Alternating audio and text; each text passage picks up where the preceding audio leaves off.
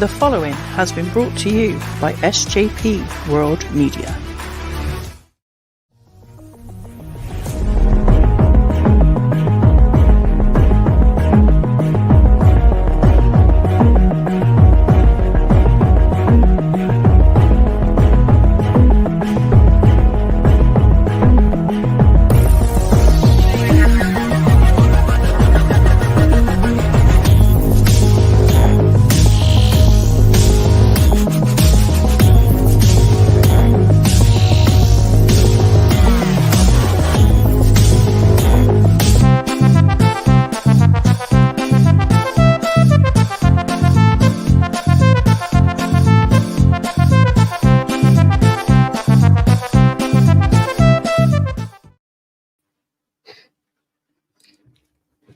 Brilliant. Nailed it.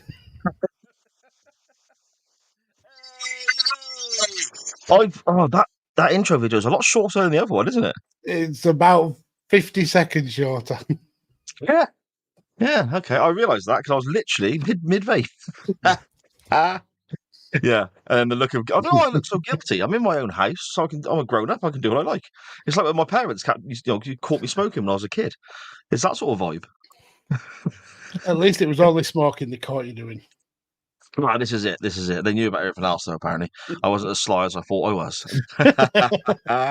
Ayo, ayo, ayo. It's Monday night. We are back once again with Chain Wrestling Live with a huge bumper show and a match, Magsy, that I put up on the poll and it won.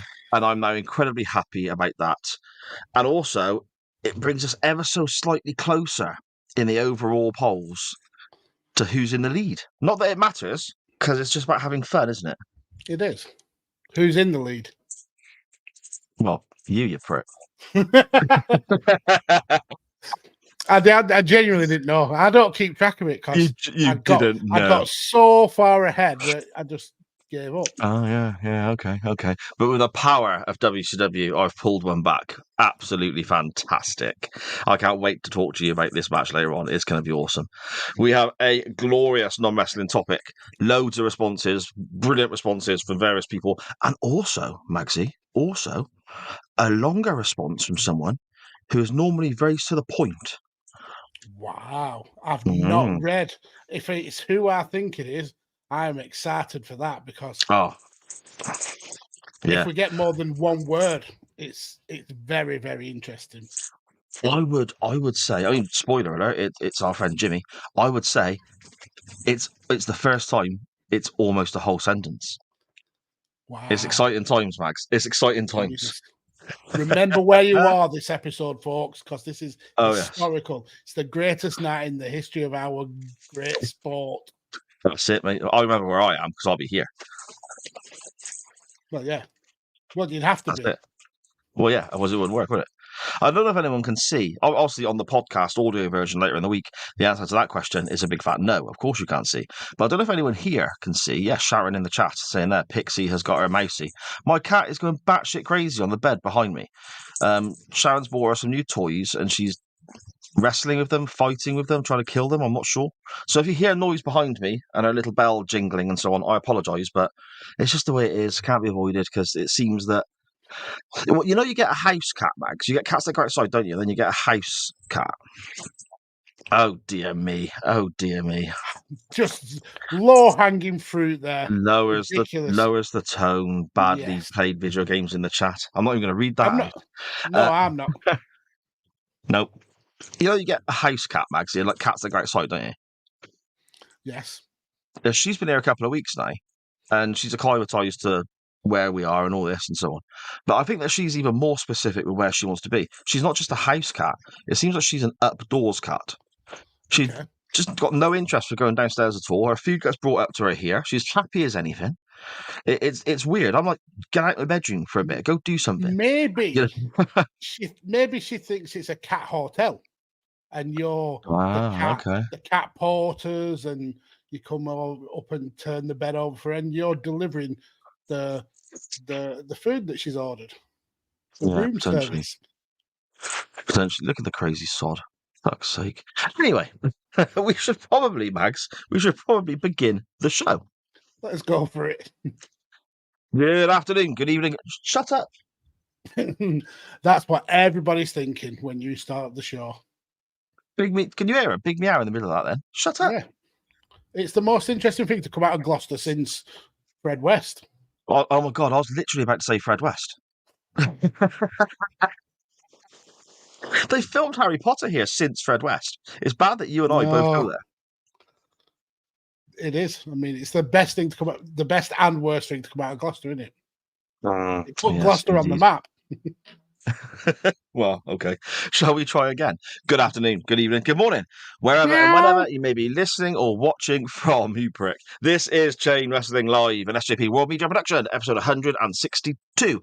I am Si, and with me as always is the Halloween, to my often obscene, the Havoc, to my dozy Wazek, which I'm sure Magsy will tell you a story with regards to programs on my computer, which he called me daft about last night. A podcaster who I am now only 2 behind in the overall poll.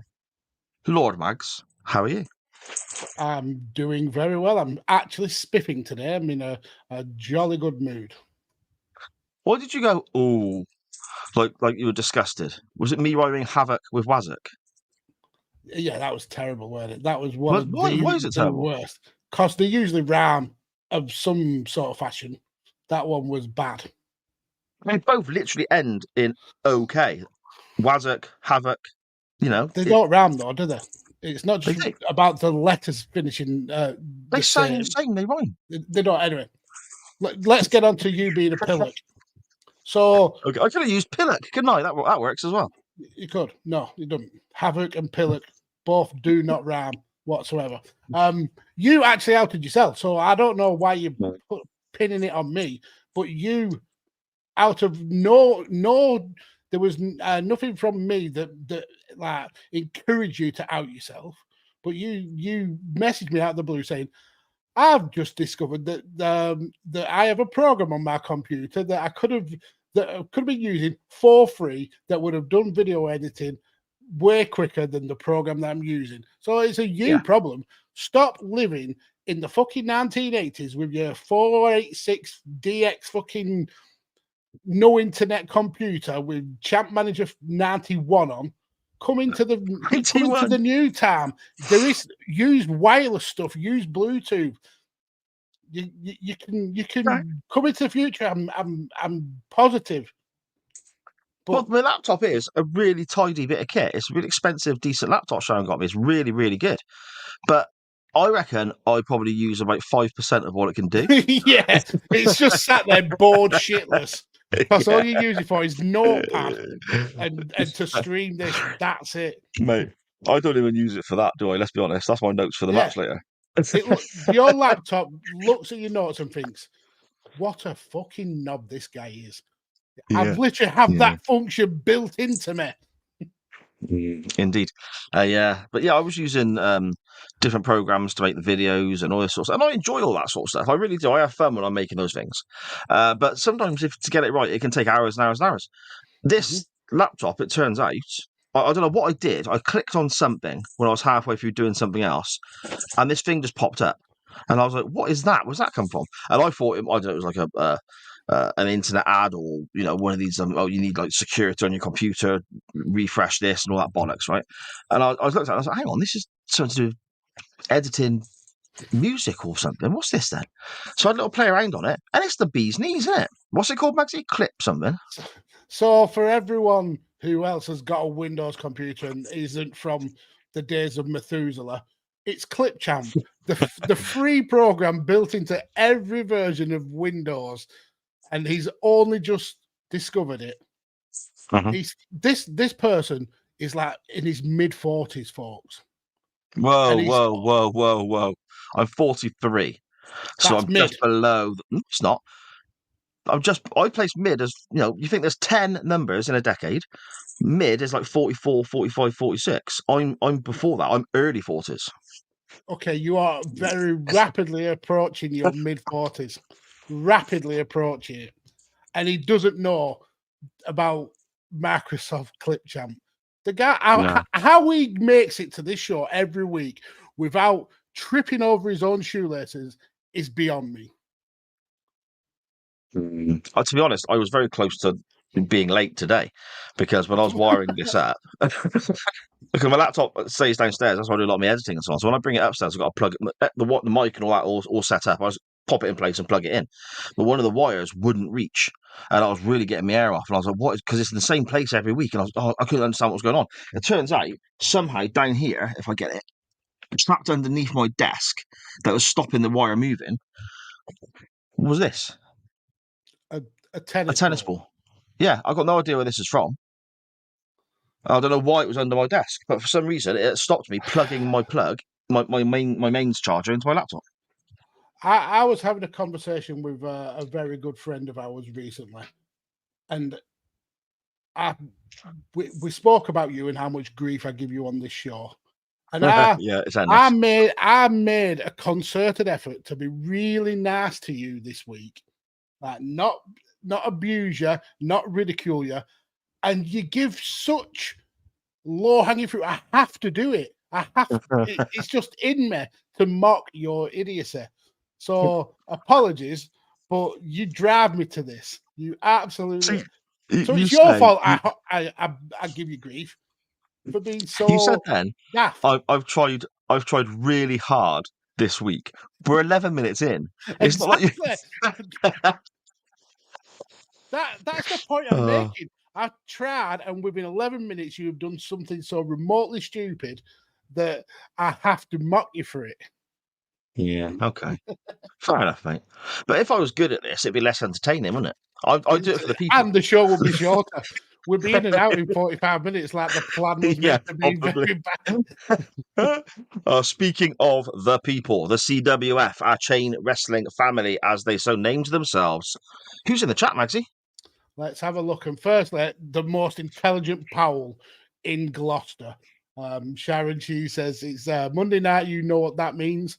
Dan Griffin, our lovable rogue from up into Yorkshire. He says, evening, you beautiful buggers.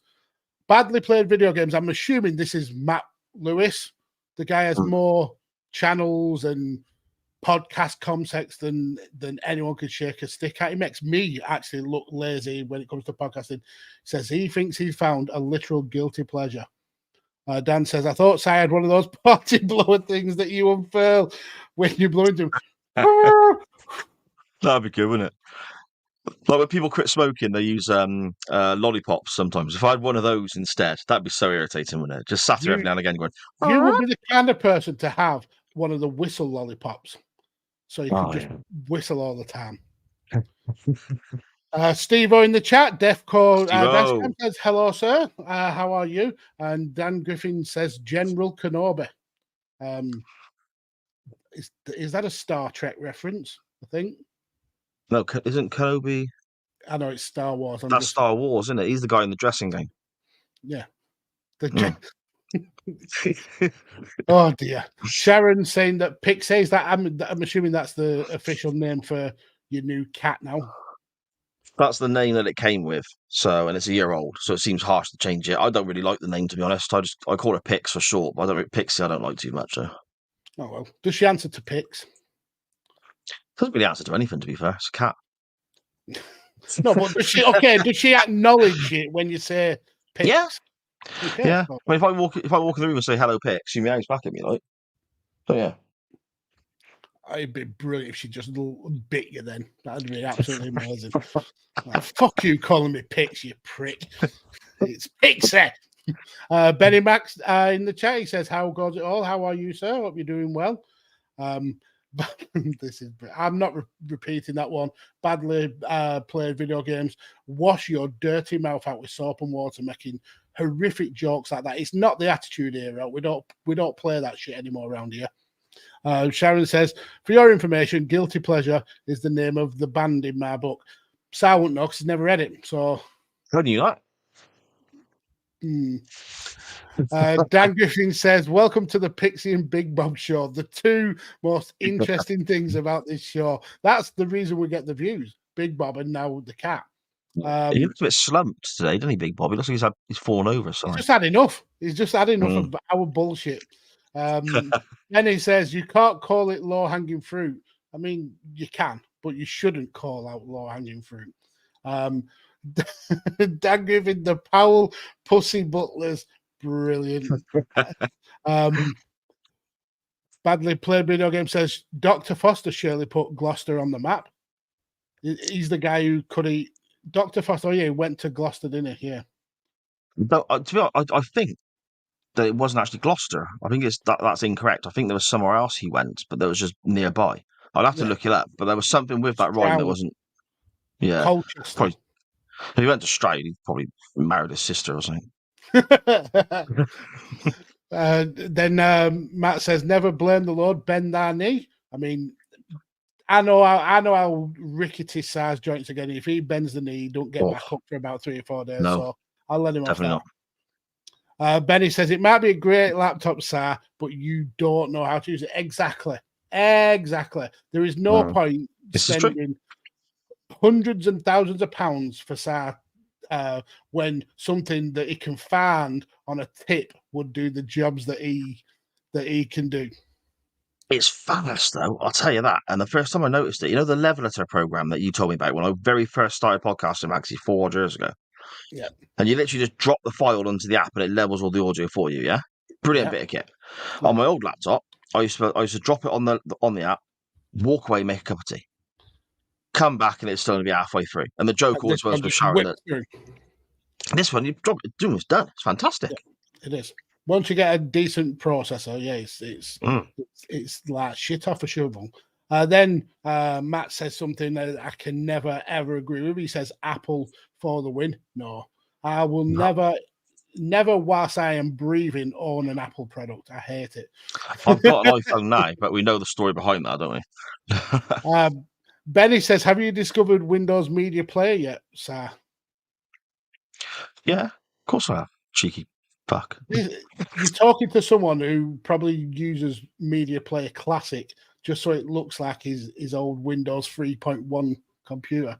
I use whatever's on here, mate, to be honest. You just click on the file and whatever opens it. Yeah. That's the I don't like it. I don't like it when you go to open something and it gives you like 4 or 5 different options. Because again, there's a lot of stuff on this computer, isn't there? It gives you 4 or 5 different options. So, how do you want to play this? It's like, I don't really care. Just play it for me, please. Whatever's easiest for you, Mr. Computer. I'm not arsed. You know, when they give me more than one option, it confuses me. Now, I'm going to ask you something, and the answer may affect how I think about you. And just remember, the bar is already low. Quite low, yeah. You could go into negative territories here. Okay. What internet browser do you use on your laptop? I don't really know. What is that there? Let me have a look. Hang on. If I disappear, I will come back because it means I just click something wrong. Google Chrome. Thank God. I thought you were going to say Microsoft Edge, and then I would have. Oh, no, that's on here. That's on here. It should be. It's a Microsoft computer. But if you use that as your default, I would have had no respect for you whatsoever. No, sometimes when I press the internet little icon thing, it tries to open that one up, and I got to tell it no. I want to go to the other one. Just set the other one as your default. Yeah, I did have it like that once, but it's changed. I don't know how to put it back. This is not a tech helpline. You're not paying me to sort out your computer problems. Let's move on very quickly. Badly Played Game says 42 to 48 is mid-size. There you go. It's not. Middle age. Your maths is terrible. And then he says at Benny Mac, he either uses Media Player or Real Player. Yeah, I bet he's got Real Player or QuickTime. Knowing this guy, he probably still uses QuickTime. And then Matt says Graham has started his 12 podcast. I mean, is that a sign that the love is out of his relationship? That he's now on 12 podcasts just to stay away from Mrs. Graham all the live long day. Does he not like go out? When can he go out then if you're doing 12 podcasts? Yeah. I mean, I did 4 at a time, and that sent my brain absolutely doolally. So I thought you had more than that, didn't you? I probably did. I try and forget those horrific days. Yeah. Interesting. Benny says you should get a pipe, sir. I think you should. No, I don't know about that. No, I spoke to. I can have a deer stalker, but I spoke to Pipe before. And I didn't like it. It was a bit, I didn't like the tobacco and that. I mean, you don't have to smoke tobacco in it. Just have it there for the look, the aesthetics. Bubbles. One of those ones that blows bubbles. Yeah, pop, pop, pop. That would be amazing. I'd have one of them. I'd have one of them. Dan says the guy in the dressing gown, fucking heathen. That was by Obi-Wan, wasn't it? General Kenobi, yeah. I mean, it's not a dressing gown; it's a cloth sack that he's in. Because is it? It looks like cloth, doesn't it? With like a belt wrapped around it. Well, the thing is, when you meet, because I've seen the original Star Wars, the first 3 of them, right? I've seen those, and when Luke and the little wheelie bin thing, what's his name, R2D2, when he goes and meets Obi-Wan and he's living in, there's a couple of things that I don't understand. They've got all this technology, they've got their lightsabers, haven't they, and all this amazing stuff, right? And they live in the desert.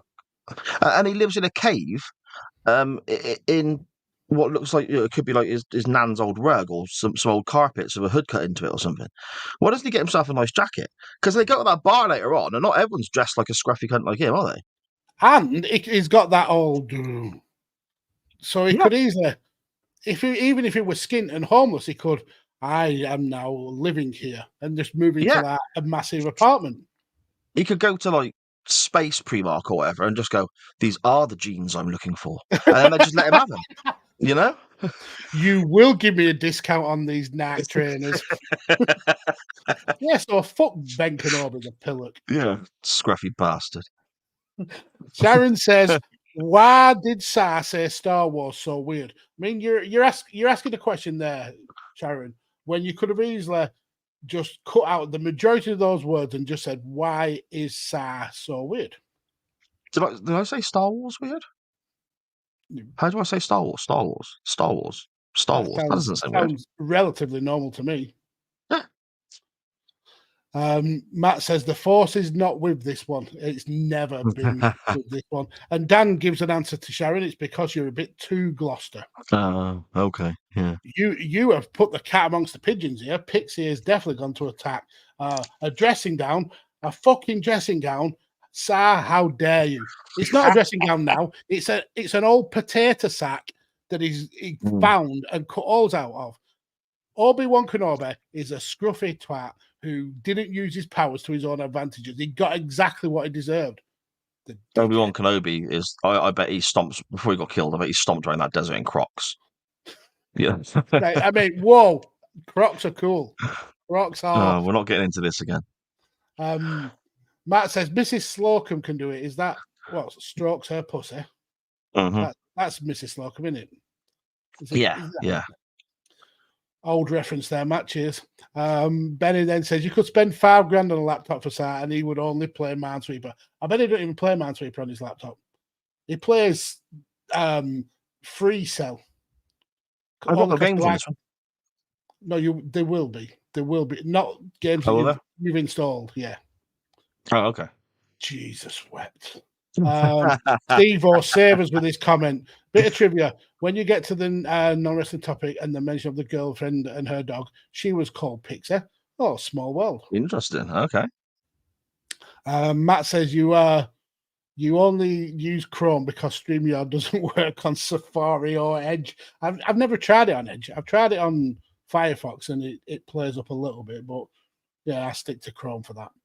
And Matt says, I can't wait for him to come watch this at 2 times later, or Graham. Yeah, when we're slagging him off for having a husk of a relationship that he fills with podcasting, because if he stops for a minute, he realizes that it's all dead. Mm-hmm. Benny says it could be a bubble park. Yeah. And Matt says, yes, it is Matt here. Obviously, badly played video games, it just screams Matt Lewis. So, and he says, there's a reason. Watch the film. And he's in hiding because they're being hunted. All right, there you go. That's why He lives in a cave. I mean, if you're being hunted, he could easily just go, "You are not hunting me," and job done. Oh, yeah. He did it. Those other guards, didn't he? He did those other guards. What are they? Stormtroopers, they call it, they. Yeah. Right, stormtroopers. These are not the droids you are looking for. There you go. Yeah. And I'm sorry, but just because he's being hunted doesn't mean he has to be scruffy. Yeah, Tidy yourself up, mate. If you can say that about these aren't the droids you're looking for, you could have gone, "I am not the scruffy cunt you are looking for." Exactly. Look at my new jacket. From Primark. Yeah. And then we'll leave it with this one for now. Dan says, "Sa says Star Wars as weird as and Cutty Gatwa says Doctor." That'll piss Si off. Oh, is it? It's not Doctor, is it? It's TARDIS. When he says TARDIS, my God, that irritates me. How does he say it? I can't even think now. But when he says it, it boils my piss. He says it really weird. It just makes me cross. I think it's TARDIS. He says that annoys me. I'm fairly certain it is. But anyway, there we go. Okay, there we go. Magsy, we're already 25 minutes into the show and we've done nothing. It means we don't have to cover as much of the match. When we get to 2 hours, we can go, "Sorry, folks, not enough time for this match." It ended in a dusty finish anyway. See you next week. Spoilers, brilliant. Shall we get to a little Hall of Fame, if you have one? No, we shan't, because I'm going to be changing up the schedule for this week. So we're going to this. Well, let me tell you something, brother. Liar, pants on fire, hanging from a telephone wire. Squirming, pants are burning. When I lie, my hips start turning. Wow, that's unbelievable. Look, man, I made a mistake. Oh, you fucking did make a mistake, Hogan, you yellow bastard. Oh, yeah. So this would normally be at the end of the show as a little bit of a piss tech to see out the episode, but I put it at the front because I'm going to need the CWS advice later on. But we'll go through what Hogan has done this week. So Hogan was recently a guest on Logan Paul's Impulsive podcast, and it's a gold man for Hogan Billy Bollocks, as you would expect whenever he gets to talk on a mic.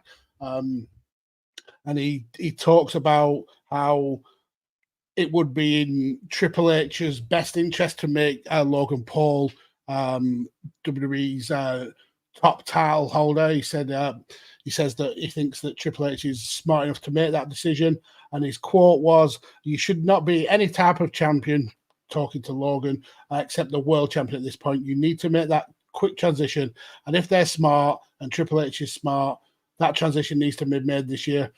There's not a number they can write a check for, brother. Triple H is a very smart man. He gets it. He knows what time it is." Logan Paul agreed with him, and he liked the idea of becoming a world champion, saying that WWE would benefit from it due to moving to Netflix next year. Logan Paul said, "We're going to Netflix, and the demos are going to overlap social media compound with the wrestling era demographic, and I think it will be the perfect intersection." And Paul then continued, "I want to put in the work. I've told him that they call me a part-timer, and that offends me, but I get it. But I'm also very expensive." And then after that, they cover a lot more topics. They cover how much Hogan loves Trump. Hogan then tells some bullshit about his WrestleMania 18 match with The Rock. He talks about Elvis being a Hulkamaniac, which we've proven was very much not true. Hogan then says he's signed a new 5-year deal with the WWE. He's also confirms he's been reinstated in the Hall of Fame. They talk about the NWO, and they talk about Jake Paul versus Tyson. But there was one subject that they covered that has been the most controversial thing that Hogan has said in quite a while, and we've covered a few very, very recently. Hogan was competition for that. Yeah, Hogan was pitching an idea of Logan Paul versus the Bloodline when he come out with this quote. He said, "If Chris Benoit can do the crap he did and the fans still love him, you know they're very forgiving. I've made some major mistakes in my personal life. They're very, very forgiving. They forgive you. Now, Hogan has made a lot of mistakes in his life, and some fans have forgiven him for it, granted. But comparing what Hogan has done to a guy who killed his wife and son before killing himself, that is a horrific comparison. And one thing about wrestling fans is they are very, very opinionated. They are very, very tribal. They usually will go to the ends of the earth to defend their favorites. Some wrestling fans will tie themselves in knots to say what they like is better than anything. But there is one unanimous truth. There is one unambiguous fact that the wrestling world has never and will never forgive Chris Benoit for the horrors that he perpetrated. And for Hogan to whitewash what he did and use it as fodder to push a storyline between Logan Paul and the Bloodline, the man is the man is a wanker. I can't even get the word irrehensible out. The man is a wanker. And now we'll get to the reason why I put this segment on first. I spoke to Si over the weekend regarding this, and whilst we use this segment to poke fun at Hogan for some of the frankly ridiculous lies that he tells, when he does things like this, where he says genuinely horrific things, I feel that having a segment that pokes fun at him is platforming the stuff that Hogan says and does. Now, obviously, we're not a huge platform. We don't get the millions and millions of views, but it still doesn't sit right with me that we are using Hogan as a segment of fun and ridicule when he is still around saying these horrific things. Yeah, I agree. But we have always said that this show would not be the show it is without you guys.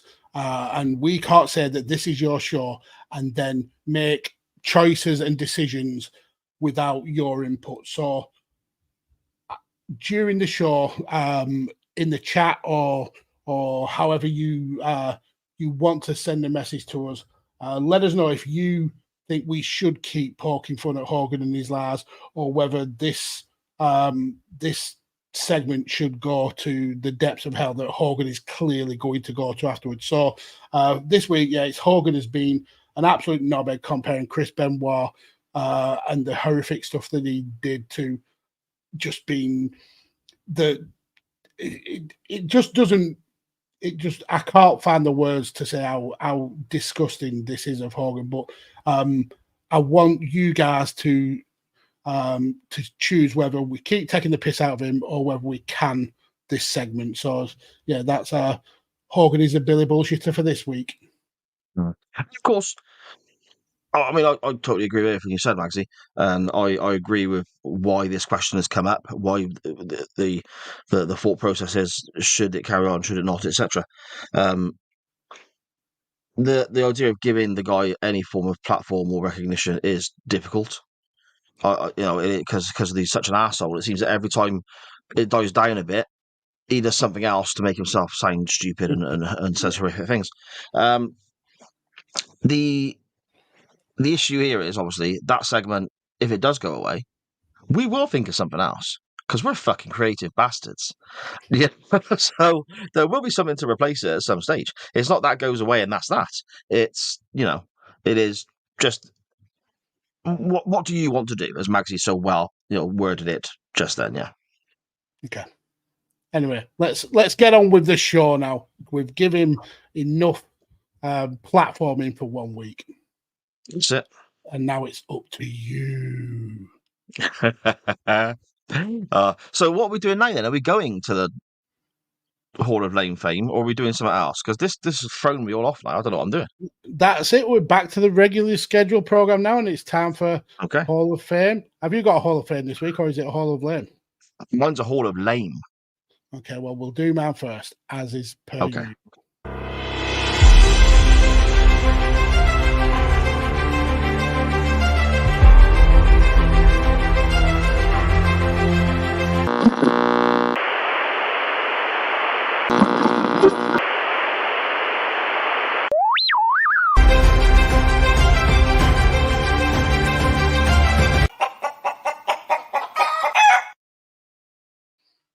Random chicken. Maxie, what you got for us? So, sometimes in wrestling, something happens that is so heartwarming, it genuinely makes you cry, and that's what I've got this week. So we're going to Japan, and there was a wrestler called Yoshihiro Takayama, former wrestler, former mixed martial artist. And even though he's not exactly a household name in the States, in Japan, he's very well revered. He's one of only 5 wrestlers to have held all of the 3 major Puro Reso heavyweight titles. So that's the IWGP title in New Japan, the GHC heavyweight title in Noah, and the Triple Crown heavyweight title in All Japan. The other wrestlers that he shares this honor with are all legends in their own right. So that's Kensuke Sasaki, Keiji Muto, Satoshi Kojima, and Yuji Nagata. So he's in very rarefied air. But unfortunately for Takayama, in 2017, he was wrestling for DDT, and he landed on his head whilst doing a sunset flip. And this ended the match, and Takayama was subsequently diagnosed with a cervical spinal cord injury due to degenerative cervical spondylosis. The family and the wrestling companies went radio silent for a few months, but it was reported that Takayama was paralyzed from the neck down, which put an end to his wrestling career. It was later reported that he was able to breathe on his own, but he was still paralyzed from the shoulders down. Okay. And he was not expected to recover. So DDT and Takayama's close personal friend Minoru Suzuki, Murder Grandpa, they announced the creation of a foundation called Takayamania that was set up to help Yoshihiro and his family with his spiraling medical costs. Promotions all the way through Japan all came together, set up donation boxes at their events, and started the task of raising money.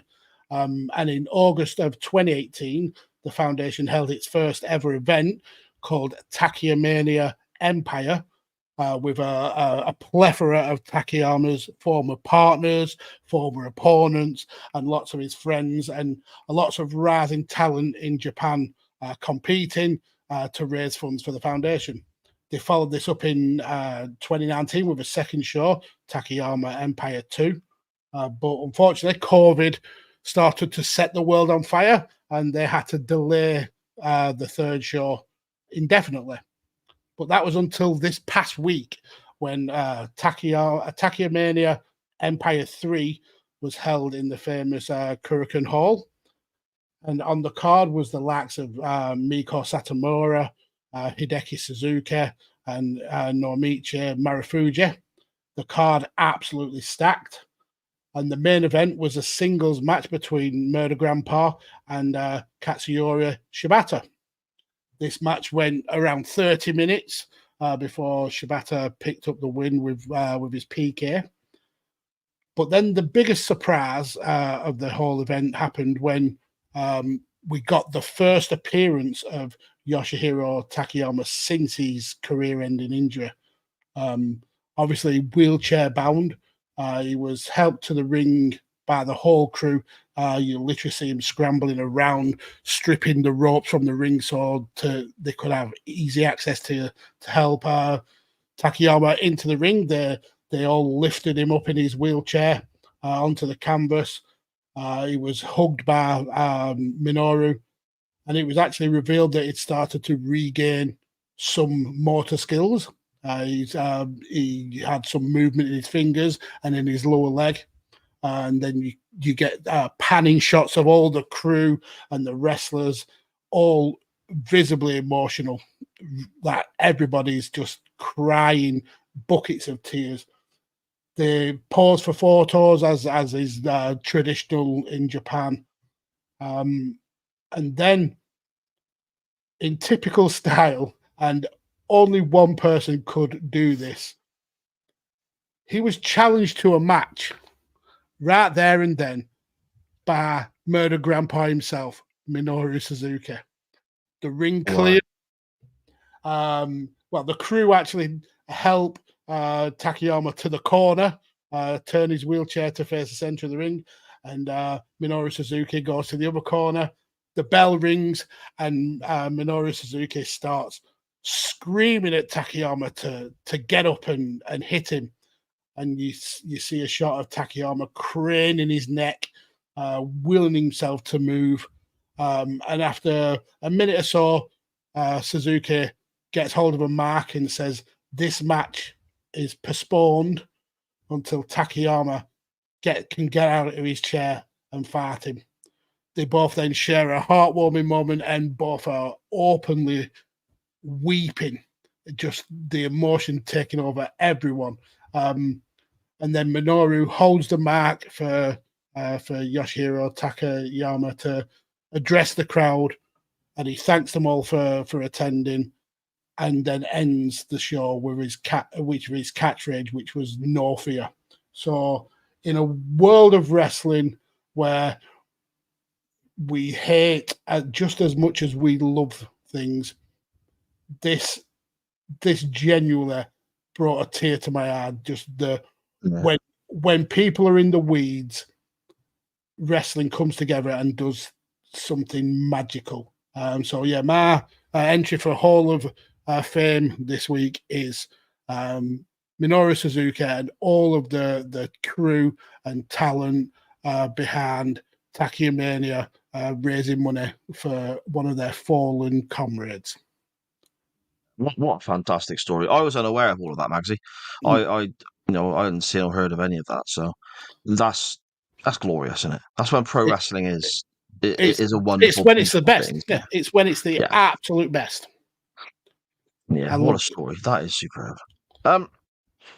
I'm afraid mine is not as positive. Mine is a little bit. Well, it's a Hall of Lame, Max. So are we going to play that, or are we just going to move on?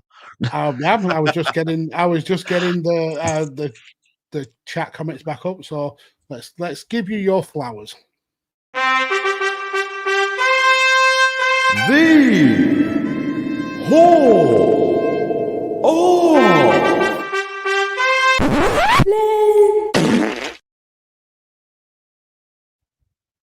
Lame indeed. Now, this was a tricky one for me because I needed to talk about this on the show, and I didn't want to just discuss it in the beginning like we do with certain topics. And looking at how we went 25 odd minutes talking about how stupid I am, initially as proven that this is the right decision because it can fit into another segment.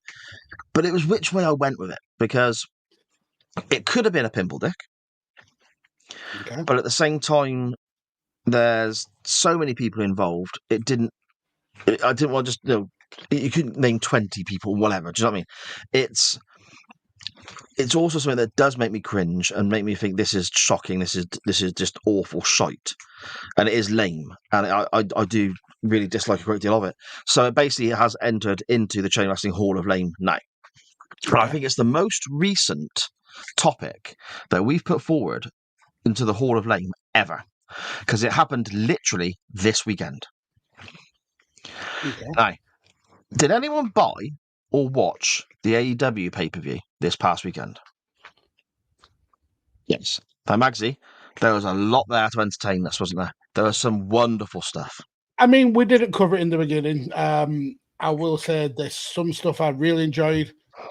There's some stuff that is, as typical AEW recently, very overbooked. And then there was some stuff that, Jesus.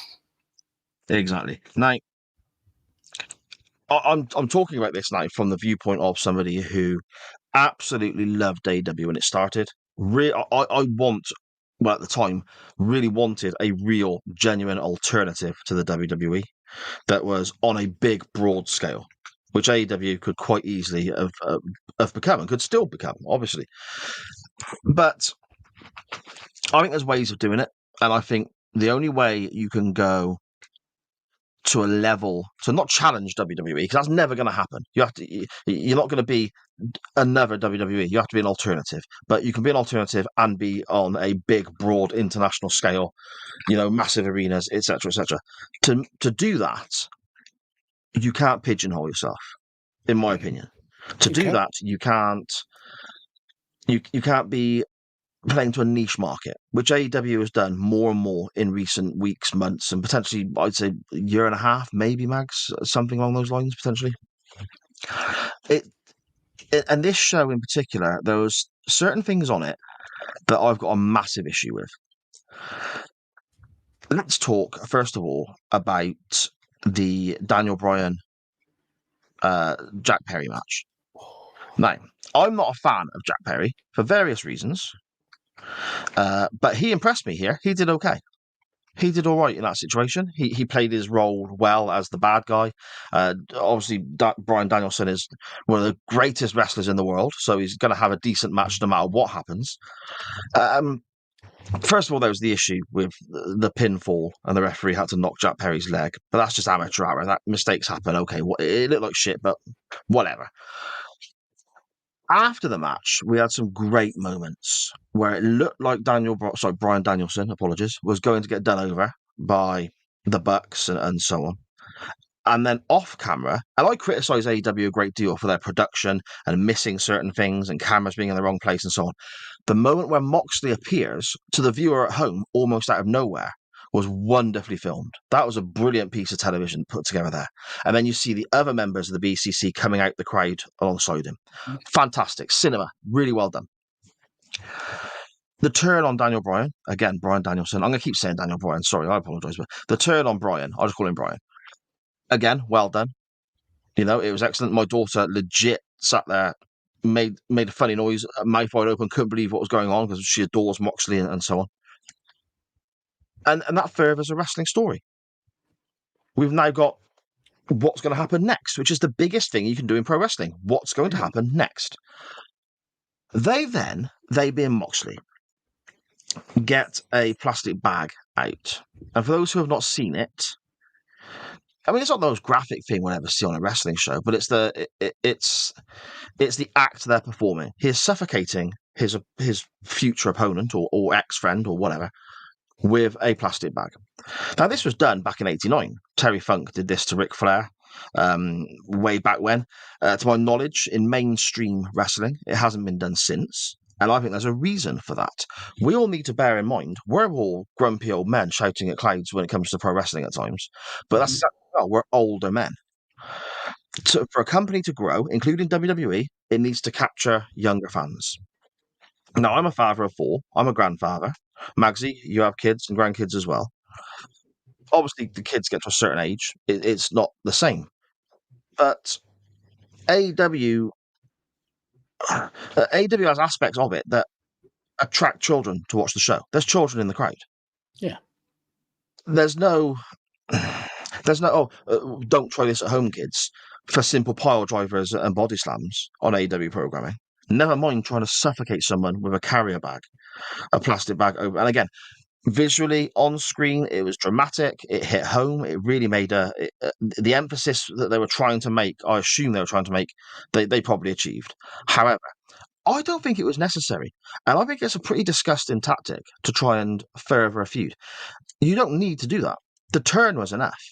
Put the guy through a table. Yeah, okay, we've seen it a million times, but it's safe. Mm-hmm. It's not murder or attempted murder. And then you haven't got little Jimmy at home with his 2-year-old brother who's watched the wrestling pay-per-view for his favourite wrestlers earlier in the show and then hung around for the later matches. Because obviously AEW will argue this isn't aimed at young kids, but you can't, if you've got a fan of AEW who's a young child, then you can't pick and choose what they watch as a parent. I mean, in theory, of course, you can, but the reality is anyone who's got kids will know that's not the case. They are having promotion for all the other matches thrown at them constantly. The AEW doesn't structure their shows, and I'm not saying they should. Whereas, okay, this section's for the kids. We're not going to talk about the steel cage match later on. Okay, now we can talk about it because it's something else, and parents can chop and change what they're viewing from the same show. It doesn't work that way. So this image of a guy getting choked out by a very popular wrestler in Jon Moxley, whether he's a heel or a babyface, he has a following.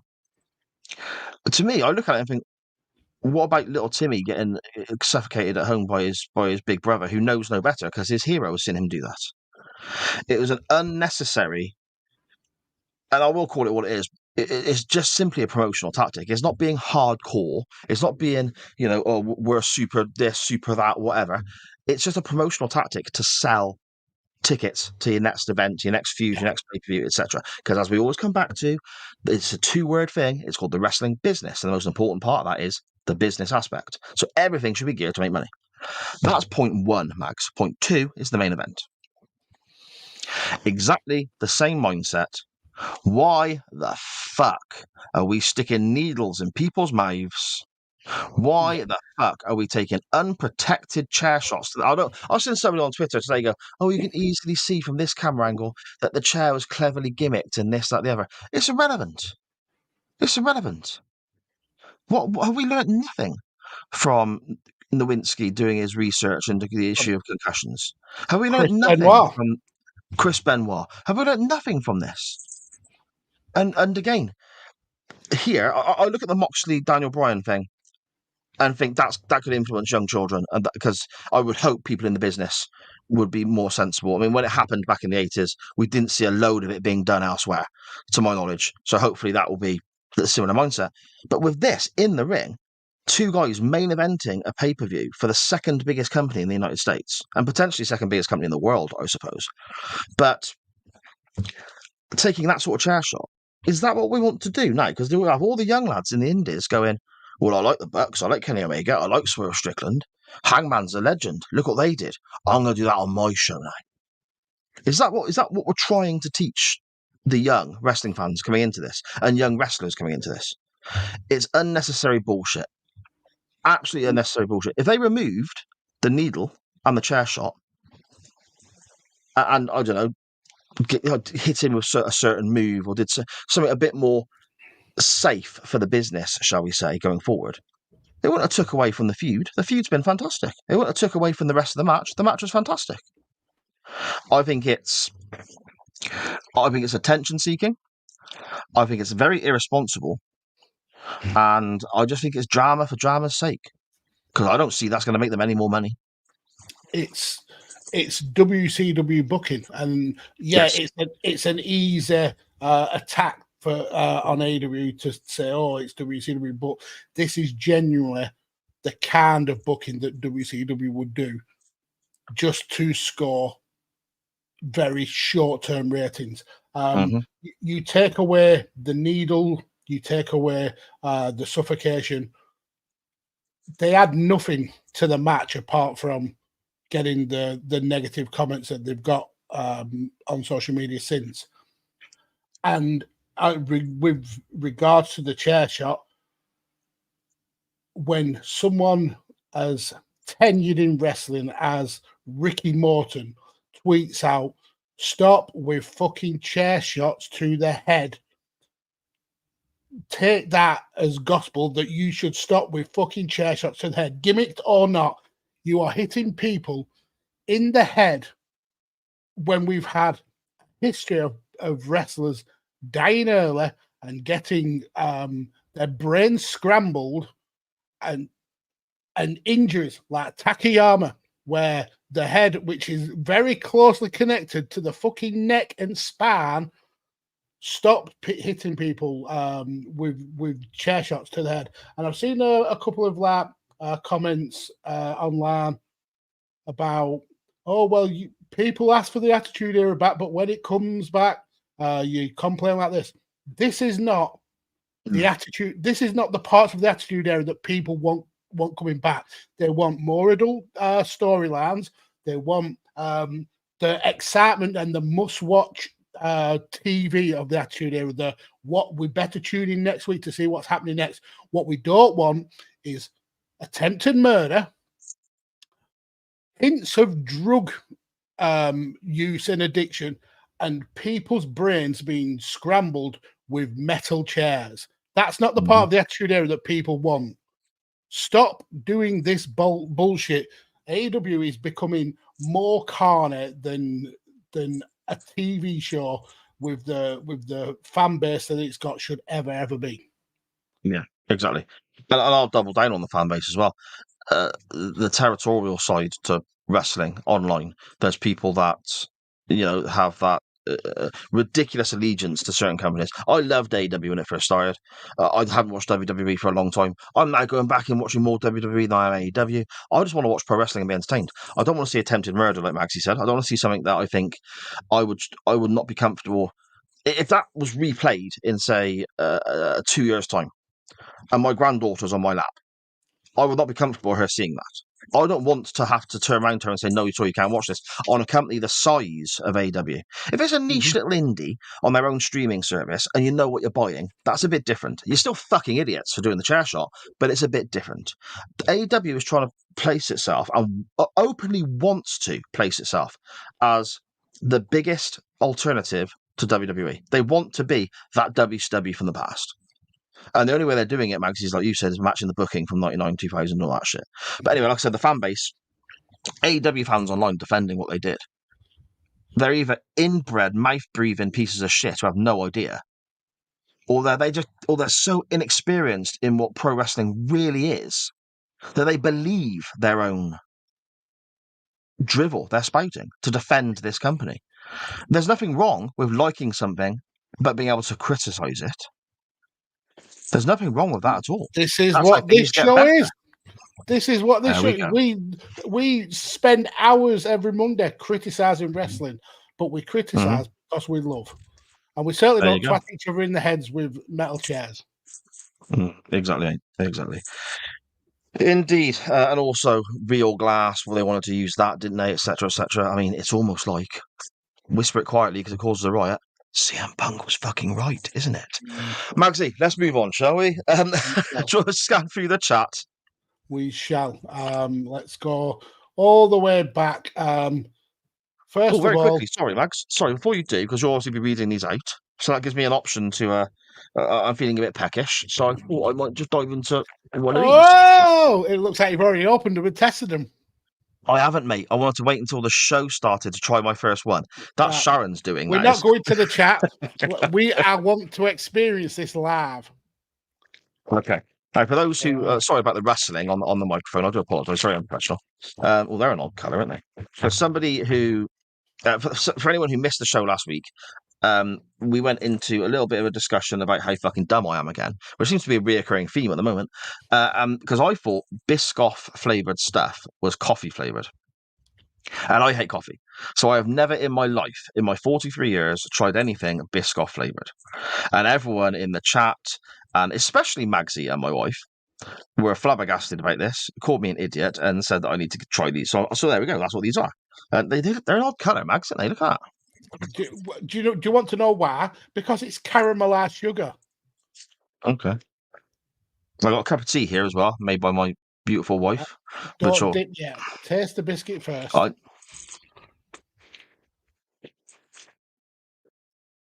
This is fantastic content, isn't it? It's you crunching.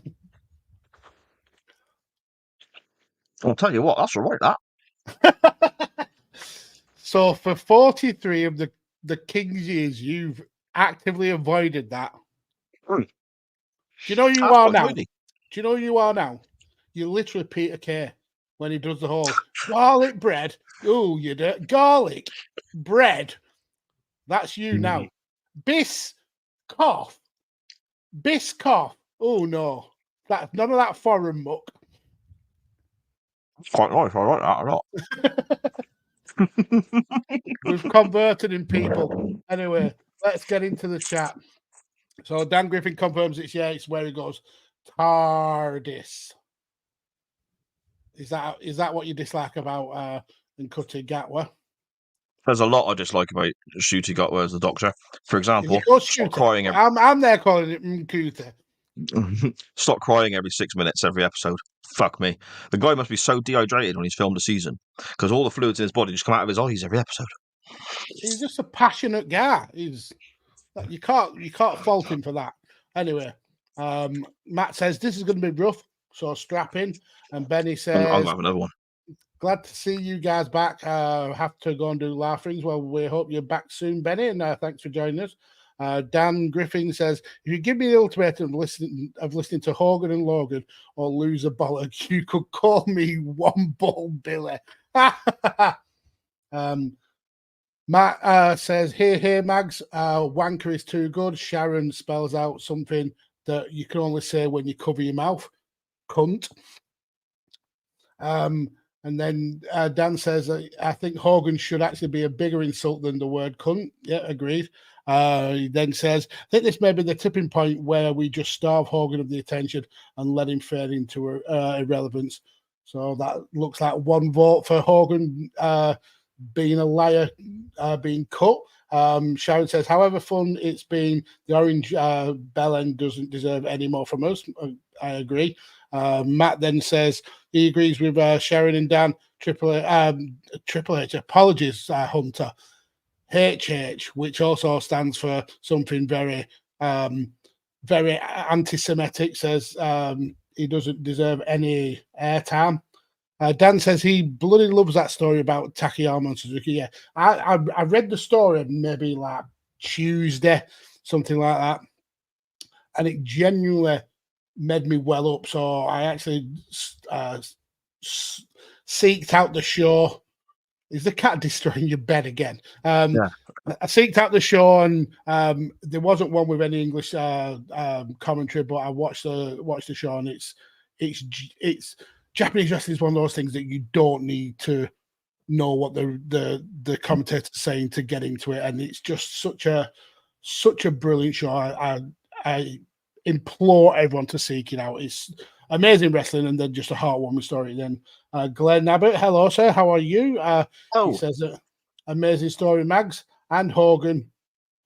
Sorry, I'm sure we'll get to Hogan. Oh, he answers it. He says, and Hogan just needs to be ignored and left to go to the hell where he belongs. I think it's pretty much unanimous so far.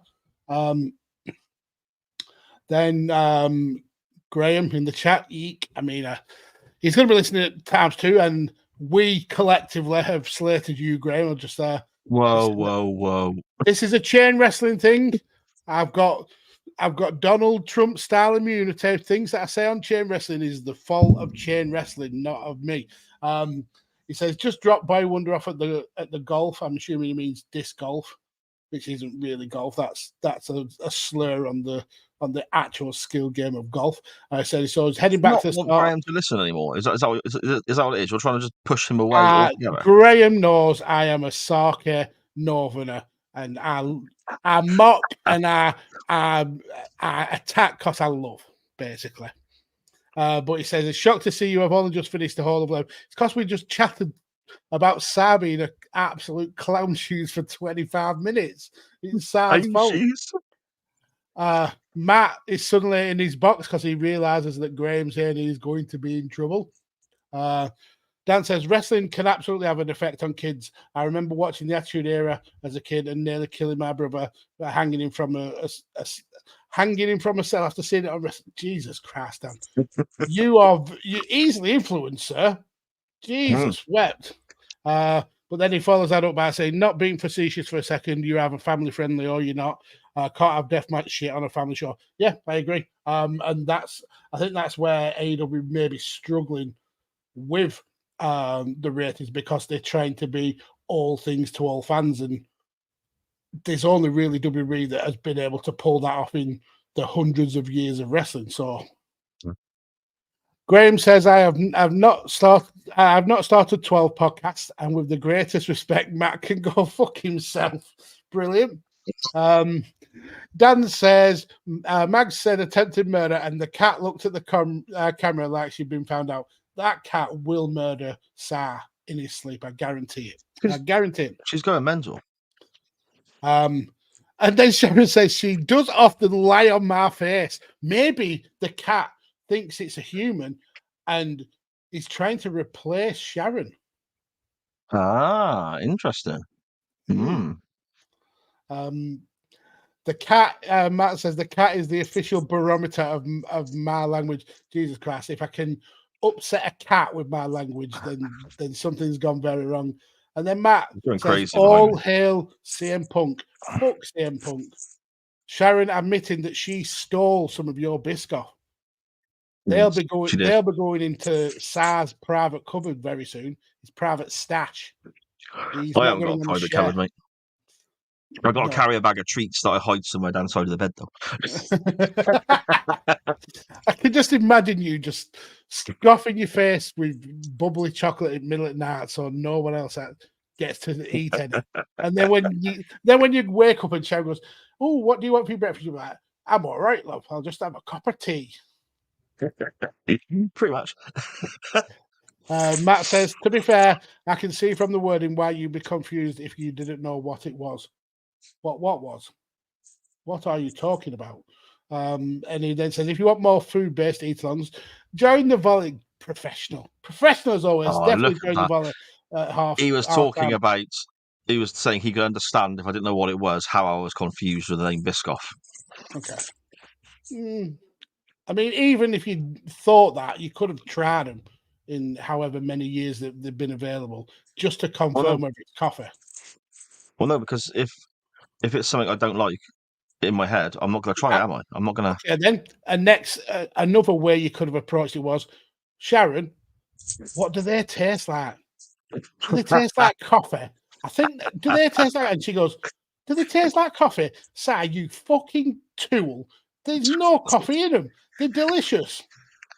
But no, you've assumed that they taste of coffee and you've stuck with it for this long, and you've robbed yourself of years of biscuit enjoyment because of it. They're nice though. So if we do another biscuit division, they may make your top 10 now. Oh, I don't know. I don't know if I can name 10 biscuits I like. I'm quite particular. I don't know. I think if you give it a go, you could. Yeah. Okay. I'm not going to now. We're already over an hour into the show. We've got loads to do. We have. Sharon says, Matt, you've already made 2 bullshit statements. Now, don't make me ban you. Sharon is not bothered about banning friends. Let's just say that. Dan says, next up for Sa, he discovers you can eat cheese and not just roll it down hills.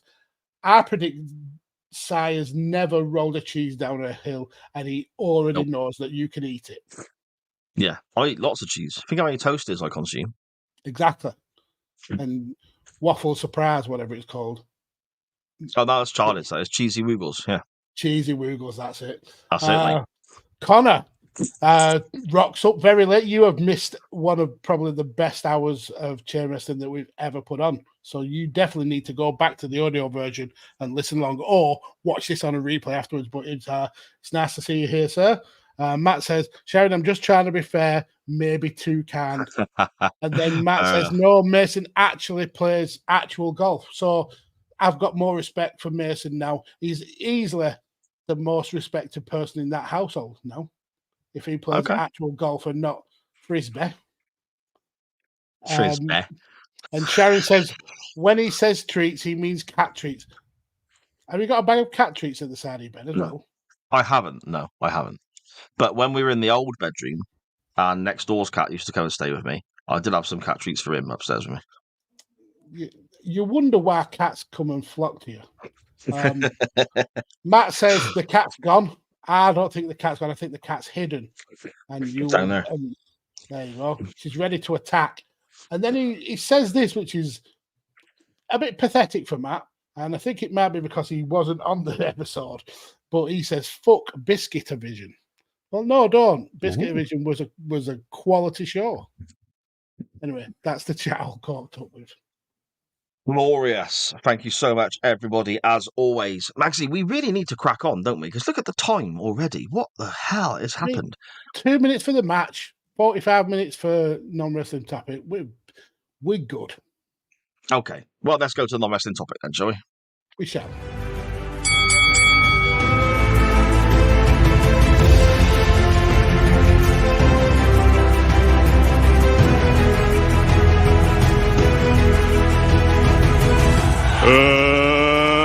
Let's get ready to rumble!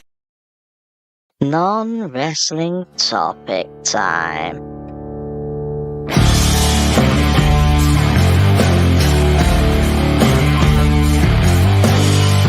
Good God Almighty, there will be no wrestling talk here. Business is about to pick up on chain wrestling. Side Lord Mags, please cut it out. Are you sitting comfortably?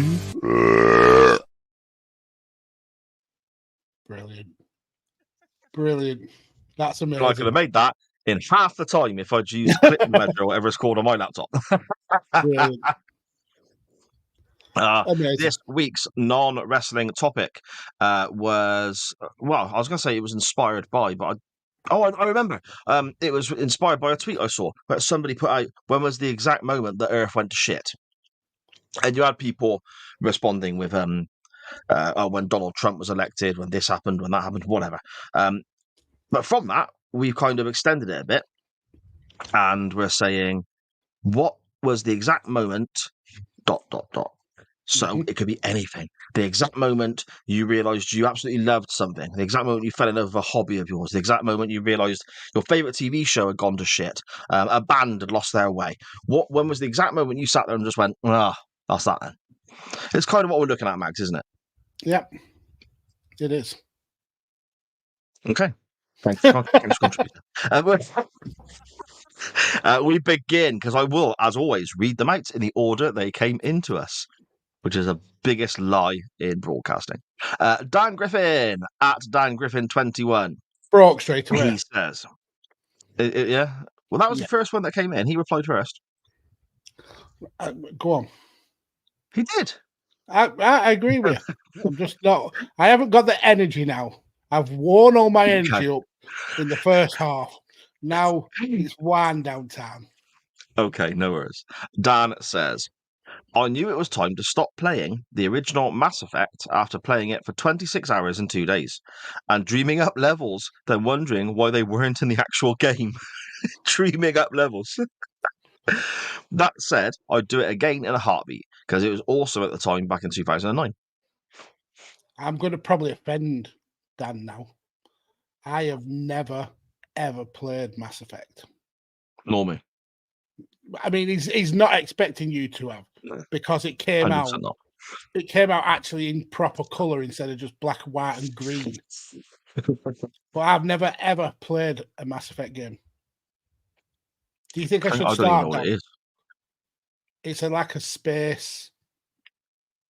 I'm assuming it's. You won't know The Witcher. You won't know Metal Gear Solid, but that kind of game, but in space. So what did you say there? Metal Gear Solid? Yeah. Did you say? Okay, I've seen somebody else play clips of that, so I know what that is. You've seen some brilliant. Metal Gear Solid is the best. Okay. So anyway, I'm already being told to get the Master Collection and enjoy. Another thing though is I haven't played a PS5 game outside of Gran Turismo and Farming Simulator in so long. Farm Simulator, brilliant. You got a real farm now, though. I mean, I have vegetables and animals, if that counts as a farm, but I don't have tractors. I'd love a tractor. I would genuinely drive around the streets, do my day-to-day things in a tractor. Through the terrace, the mid-terrace housing and stuff. We don't have terraces up my end. No, I'm not saying your end. You're obviously living up on the hill on that vast estate. I mean, when you go down to visit the peasants and pick up your groceries. Yeah, the closest we have to terrace where I live is there's a row of cottages across the road from me, but everything else is semis and detached. Yeah, and it's ball ache going to see those cottages, isn't it? 'Cause you've got to lower the drawbridge or get the boat to go across the moat, haven't you? You know, fuck you now. Matt Lewis, Magsy, don't bother looking for it because it has come to us via WhatsApp. Yeah, because he has Matt to be an awkward twat. Matt says, I have a certain knack for remembering key things in my life, not always good ones. I remember the exact moment and time that my mum kicked my dad out. The 4th of May, 1996, 3 minutes past 6. I remember us getting into the car and driving to the police station to get the police to have him removed as he had ripped the phone out of the wall so mum couldn't finish dialing 999. Jesus. Okay. That's quite a heavy one, he says. No shit.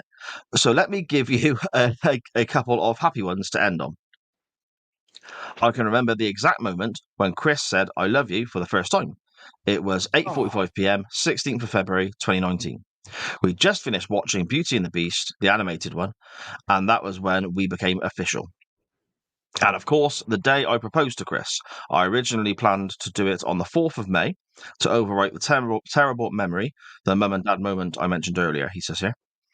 But it didn't work out that way. So the 5th of May, a Wednesday, just after we'd finished watching a pre-recorded episode of The Great British Sewing Bee, and then he says, yeah, Mags and CWF, laugh it up. I don't give Amazing.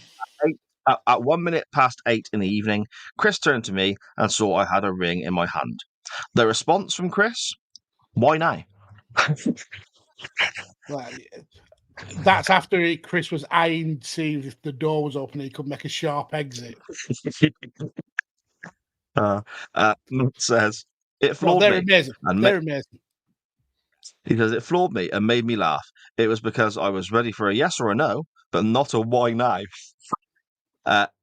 It was because it was classically us, he says. Just us spending time alone together, nothing more romantic in my opinion. Hope you all enjoyed and check out the volley, yada yada, he says.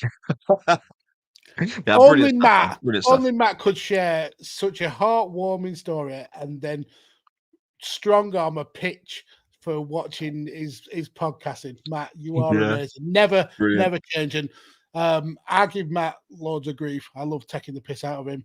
But he's genuinely one of the nicest people that I've ever had the opportunity to meet through podcasting and social media. And I'm so happy for him and Chris.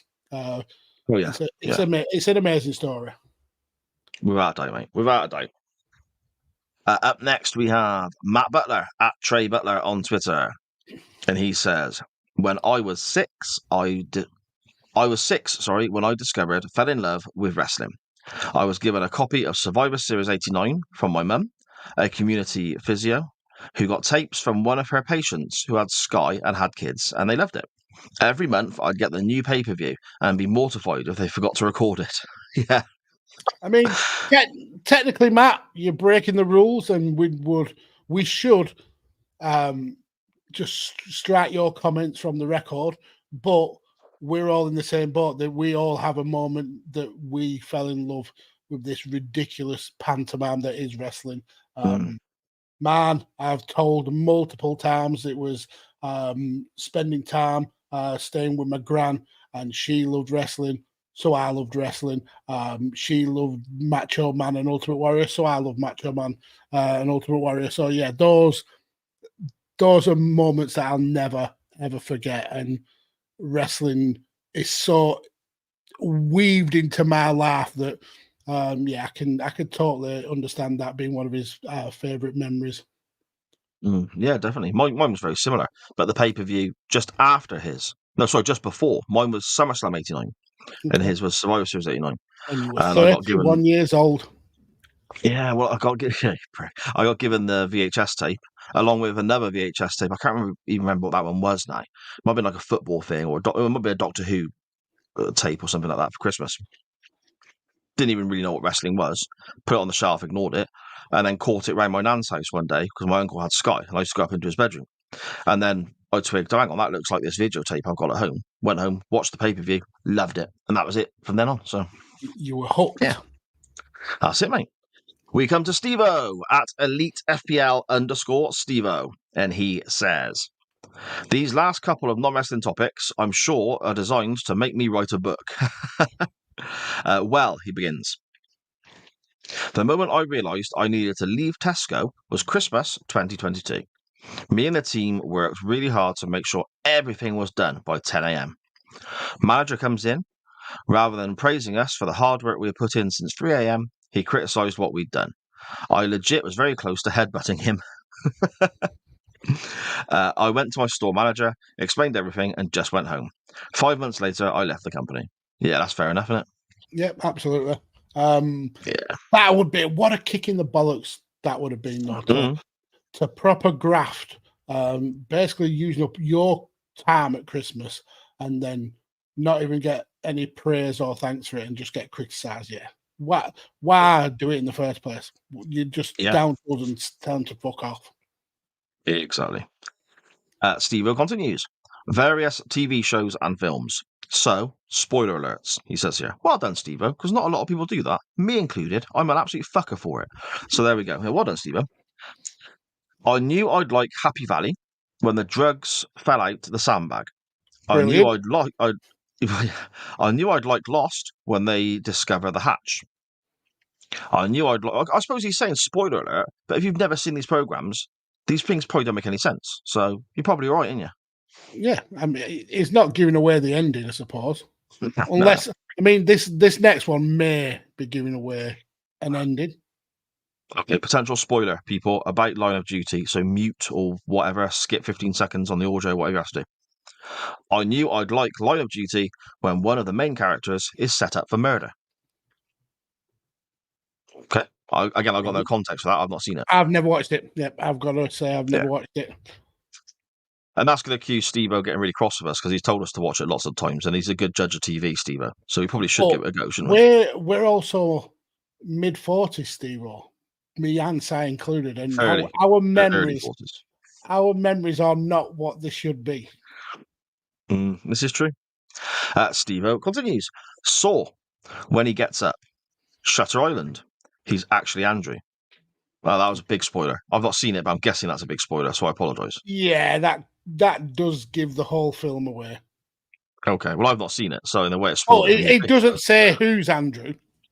So no, that's true. It's okay. It's not hard to work out who he's talking about. The Office.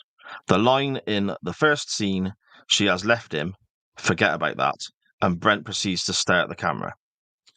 I love the awkwardness of David Brent. It's absolutely amazing. It's great. It's great. Extras Series 1, the Les Dennis episode, enough said. I've seen, that is good. That cracks me up. The Keith Chegwin episode as well, enough said, Steve-O says. All these moments just got me crying and realising what comedy is, what the films are actually about. These are just small sample sizes of hundreds of shows I love and a pinnacle moments that got me hooked. Detectorists as well, with Simon and Garfunkel. Those two are incredible. I'm hooked. But the best part about that is that the two guys who they're being referred to as Simon and Garfunkel have no idea why they're being referred to as Simon and Garfunkel. Yes. It's just brilliant deadpan comedy. It's so good. It is so good. Steve-O also says, a new relationship was done when after the first night having relations, he puts here, she says, me and you are going to end up being married. Oh, Jesus. He's only just sawed his horse and he's been pinned down for laugh. Brilliant. In another, trying to put a positive spin on this, he must have done a good job for her to straight away go, bloody hell, Steve-O, you cracked on there, mate. Let's make this a lifetime thing. Your dick is so good, Steve-O, that me and you are getting married. I am not sharing your cock with anybody. That's mine now. Forever. I hope somebody can clip that. just use it randomly. Steve-O says, I just knew this ain't lasting. It didn't. 4 months. So no wedding bells. Okay. That's the one that got away. The one that got away. Well, by the sounds of it, Steve was quite happy about that. Another woman who was essentially just a fuck buddy. At first, I began to think, we get on, let's give it a go. After being at her house and seeing how she was around her dog, I wanted to hang myself. She treated the dog as if it was the Queen of England. It was vile. Oh, I don't know. It's all right to... Obviously, we have to see how excessive it is. Steve will probably have to give us more information that we can bring up on next week's show if you remember. But, I mean, you treat your dogs, you treat your animals nice, of course you do. But if it's excessive, I suppose it'd be a bit much, wouldn't it? Yeah. If you were coming second to the dog, then, yeah, get out of there. I don't know if I'd want to hang myself over it, though. I'd just be like, I'll just go back to the one that wanted to marry me straight away. I've always got that in my pocket in case anything else goes wrong. Yeah. Just fall back on his super dick that this woman worshipped and... Clip that! Yeah. Steve-O says, I knew Lorna Shore were going to be the next big thing. And ironically, they didn't sell out when they released their album Pain Remains. 99% of the time, deathcore albums get really boring as they're very samey. This is a masterpiece, and I listen to it at least once a week. I know the band, but I wouldn't be able to tell you any actual tracks. I probably have heard some, especially I listen to Steve-O's podcast. So I just thought it was a woman's name. No. Okay. Stone Cold's podcast, Steve-O says. Once it went onto the WWE Network, yes, some episodes were great, i.e. Lesnar, McMahon and Heyman, but I remember a Kevin Nash one and it just didn't have the same vibe as the ones before. Felt way too commercial. Yep, yes, indeed. Agree. Oh, yeah. I mean, a lot of former wrestlers' podcasts, when the money starts rolling in, have become massively, massively commercial. The only one that I really vibed with on when it went to the WWE Network was the Dean Ambrose one, and that's because of how incredibly awkward Dean was, or John Moxley was, and you could tell he'd given up in WWE. Yeah, we've covered that on the show as well, haven't we? We have, yes. In the wrestling section of the show, we covered something that had no wrestling because you cheated. We've done that multiple times, though. Yes, because you cheat. Rude. Steve-O says, I know there'll be thousands more, hence why I'm stopping here. This is a great topic. Well, thank you, Steve-O. I appreciate that, my friend. It's only a great topic because of you guys, though. If we didn't have the likes of Steve-O, Dan, Glenn, Matt, Graham commenting, it would be a terrible section. So praise yourself, sir. You absolutely deserve it. There we go. Speaking of brilliant people commenting, we have Ranty Ben at Largely Speaking on Twitter, my co-host for Nitro Nights, which is back recording. It is due back very, very soon, as is the Doctor Who pod. Next Monday starts its 7th season. So things are going to be quite busy on the network, on the main feed going forward for the next few weeks. Hopefully people will be enjoying that. Ben says, I went for a supervisory role at my previous employer twice. At first, I was told that no one got the job and that I would have to reapply. I reapplied and was then told I was too nice for the role. When the role came up a third time, they asked me to apply and I told them to stick it. Yeah, because that's the moment he realised, fuck you, isn't it? Yeah, when he realised he was the last choice, essentially. Even though he may have been the best qualified, he was just the last choice. So yeah, their loss. Yeah, exactly. Ben continues. I've mentioned Family Guy to you before, but there was a weird Christmas massacre episode that was way too much. Okay. I stopped watching Family Guy years ago. It just, like Ben, it just went too much. Same with The Simpsons. Yeah. See, Family Guy is a funny one because I did the same. I watched That's the end of the loads show. of it. Well, yeah, okay, fuck off, Mags. I watched loads of it and then just stopped. It just got too whatever. But then when we were on holiday, obviously you haven't got the same amount of channels in the evenings and all that sort of stuff. There was literally just Family Guy repeats, but they were all from like season 16, so really late ones I'd not seen before. And I actually enjoyed those, but I was watching it really sparingly, I suppose. Okay. mean, you wasted your holiday TV time when you have channels like Dave and What and Q, where you can watch reruns of Judge Judy and Ramsey's Kitchen Nightmares and Classic Bully. How dare you use it to watch contemporary TV, you animal? Anyway, another TV show that went to shit was Sherlock. Season 4 was way too mindfucky, Ben says. I hated it. Have you seen Sherlock, Mags? I have, yes. It's very, very good, isn't it? It's incredibly good. Until it's not. I don't agree with anything that Ben says about this. I think the show is nigh on perfect. Interesting. Okay. Even all the stuff with his sister and John Watson's criminal new wife. I loved a lot of it. Every single one of it. Okay. I'll have to go back and rewatch them because I lean more towards what Ben is saying. And the same, obviously, we're going to be putting forwards. Okay. We're going to be putting forwards our own thoughts as well, but I'll drop a few in as we're talking. I thought Luther was the same with Idris Elba. Okay. First couple of seasons, really enjoyed. And then it just fell off a cliff. I have never watched Luther. I've always meant to watch it, but just never got round to it. I've watched the movie version that was on Netflix. Is it The Fallen Son? Well, I don't know. I didn't realise that was a movie. Yeah, there's I think you may need to know something about the TV show because there's things in it that I didn't quite understand. But yeah, I thought the movie was really good and it made me want to go and watch the TV show, but I just never got round to it. It's brilliant.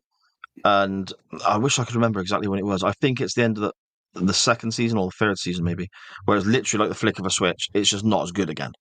Mm-hmm. So that's one of mine from later. Ben continues. Man, you guys have poked the bear now, he says. I feel it's more like you're getting yourself wagged up. You've wound yourself up. Yeah, exactly. Yeah.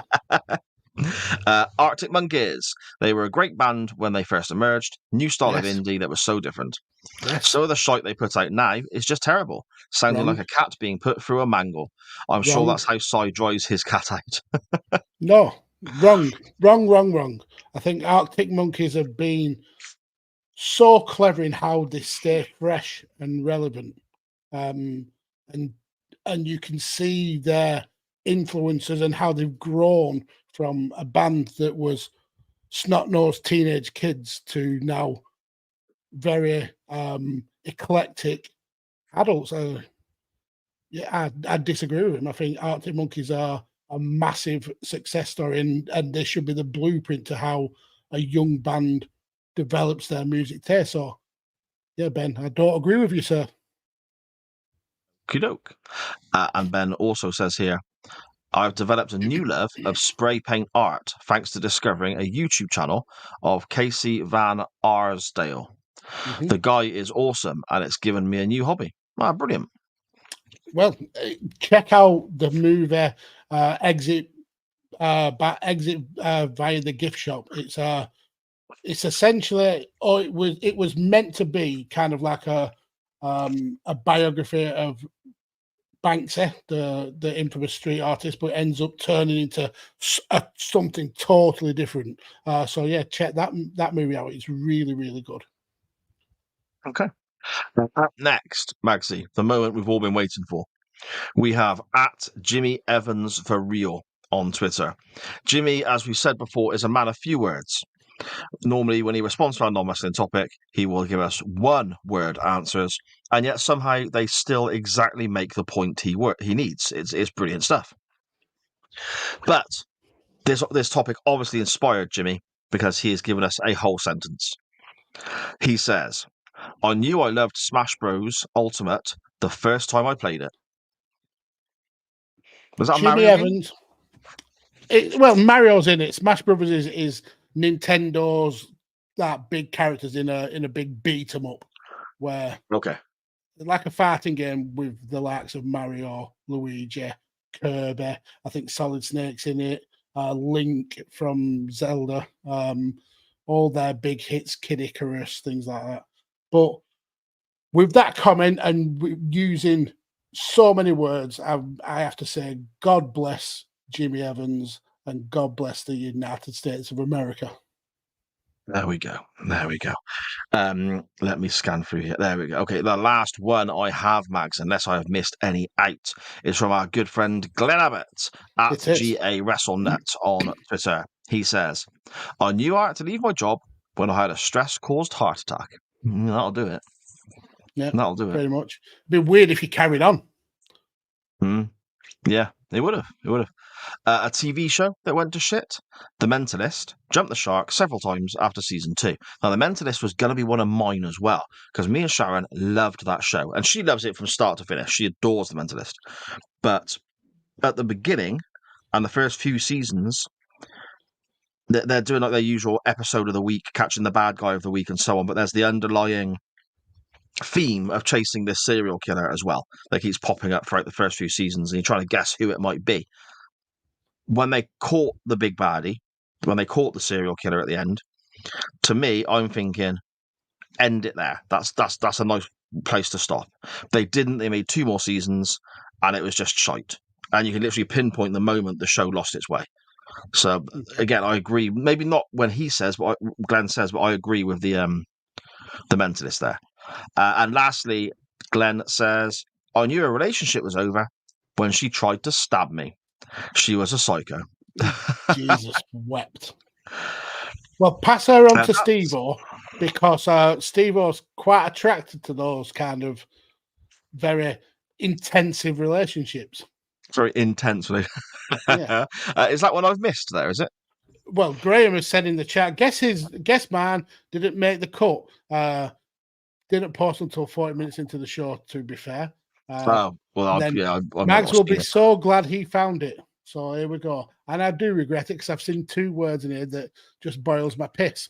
So MGB Graham at MGB Graham and other better MGBs are available. He says, so the moment I discovered I loved disco.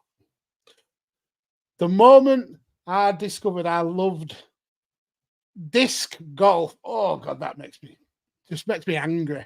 Was just after having an aero bar, motherfucker. I didn't read that bit. And I distinctly remember, just kidding, keep going, gentlemen. Can we retroactively ban people's comments? Can we, like, you edit this show? Can you edit out everything that I've just read from Graham there? Because I could. He discovered, you bastard. He discovered he loved disc golf was just after having an aero. I hope you got the shits from that aero, and I hope that you accidentally thought that disc golf was a boomerang, and it came back at you and twatted you on the bonds. Whilst you were shitting yourself. Yeah. From the aero. From the aero. No, you really paint a picture of your words, don't you? I do. Well, thanks for contributing, Graham. I appreciate that. And your indeed. Well, thanks to absolutely everyone, Magsy. Thanks to everyone who's messaged into the show, been in the chat, and so on. Okay. Do you have any where you just realised at that exact moment that was it, or you like something, or whatever? Yeah, I mean, I've mentioned one or two in passing earlier. The minute so for context, on PlayStation, you have a thing called PlayStation Network and PlayStation Plus, and every month you get access to free games for being a member of this group. And one of the games that came up was Farming Simulator 19 back in the Ye Olde days, and it was never a game that I had any interest in whatsoever. Just you look at the case and you look at the graphics and you think, how is farming a fun game? And because I got it for free on PlayStation Network, I thought I'd try it out just because it's there. And I was instantly hooked. Instantly. I never realized just how peaceful and just such an innocent joy, driving a tractor around, harvesting crops, baling up straw, selling your produce, and then upgrading your tractors and earning enough money to build yourself a bigger house and buy animals and collect milk and spread muck on your fields. 5 years ago, I would have never thought that was an interesting game, but I am massively, massively hooked to the point where I've done something that I never ever do with games in my life. I've pre-ordered Farming Simulator 25, which is out mid-November, and it's one of those games that I will happily sit there when I've had a stress day, or when it's been tough, or when you're just feeling rage. I'll just plow some fields, plant some seeds, milk some cows, shear some sheep, and all my cares and my anger just ebbs away. And I'm just happy. It's just that kind, like you are with Camp Sheep Manager, and you can sit there, and the time drains away. You look at the clock, and it's like, say, 5 o'clock, and then you look up, and it's 1 o'clock in the morning, and you think, where the fuck has them hours gone? That is Farming Simulator to me. It's just one of those games where I can get lost, and it's amazing. And Dan has just said in the chat, Mags, get Power Wash Simulator therapeutic as fuck. I've got a story about Power Wash Simulator. So Mrs. Mags, I've told you that before about her dalliances into gaming with the snooker, where she beat me and I didn't talk to her for ages. The Robbie Savage thing, where she actually fell out with me because I sold Robbie Savage on a computer game, and the Le Mans, where she's the current world record holder. But aside from them, she's not really that interested in gaming until I got Power Wash Simulator.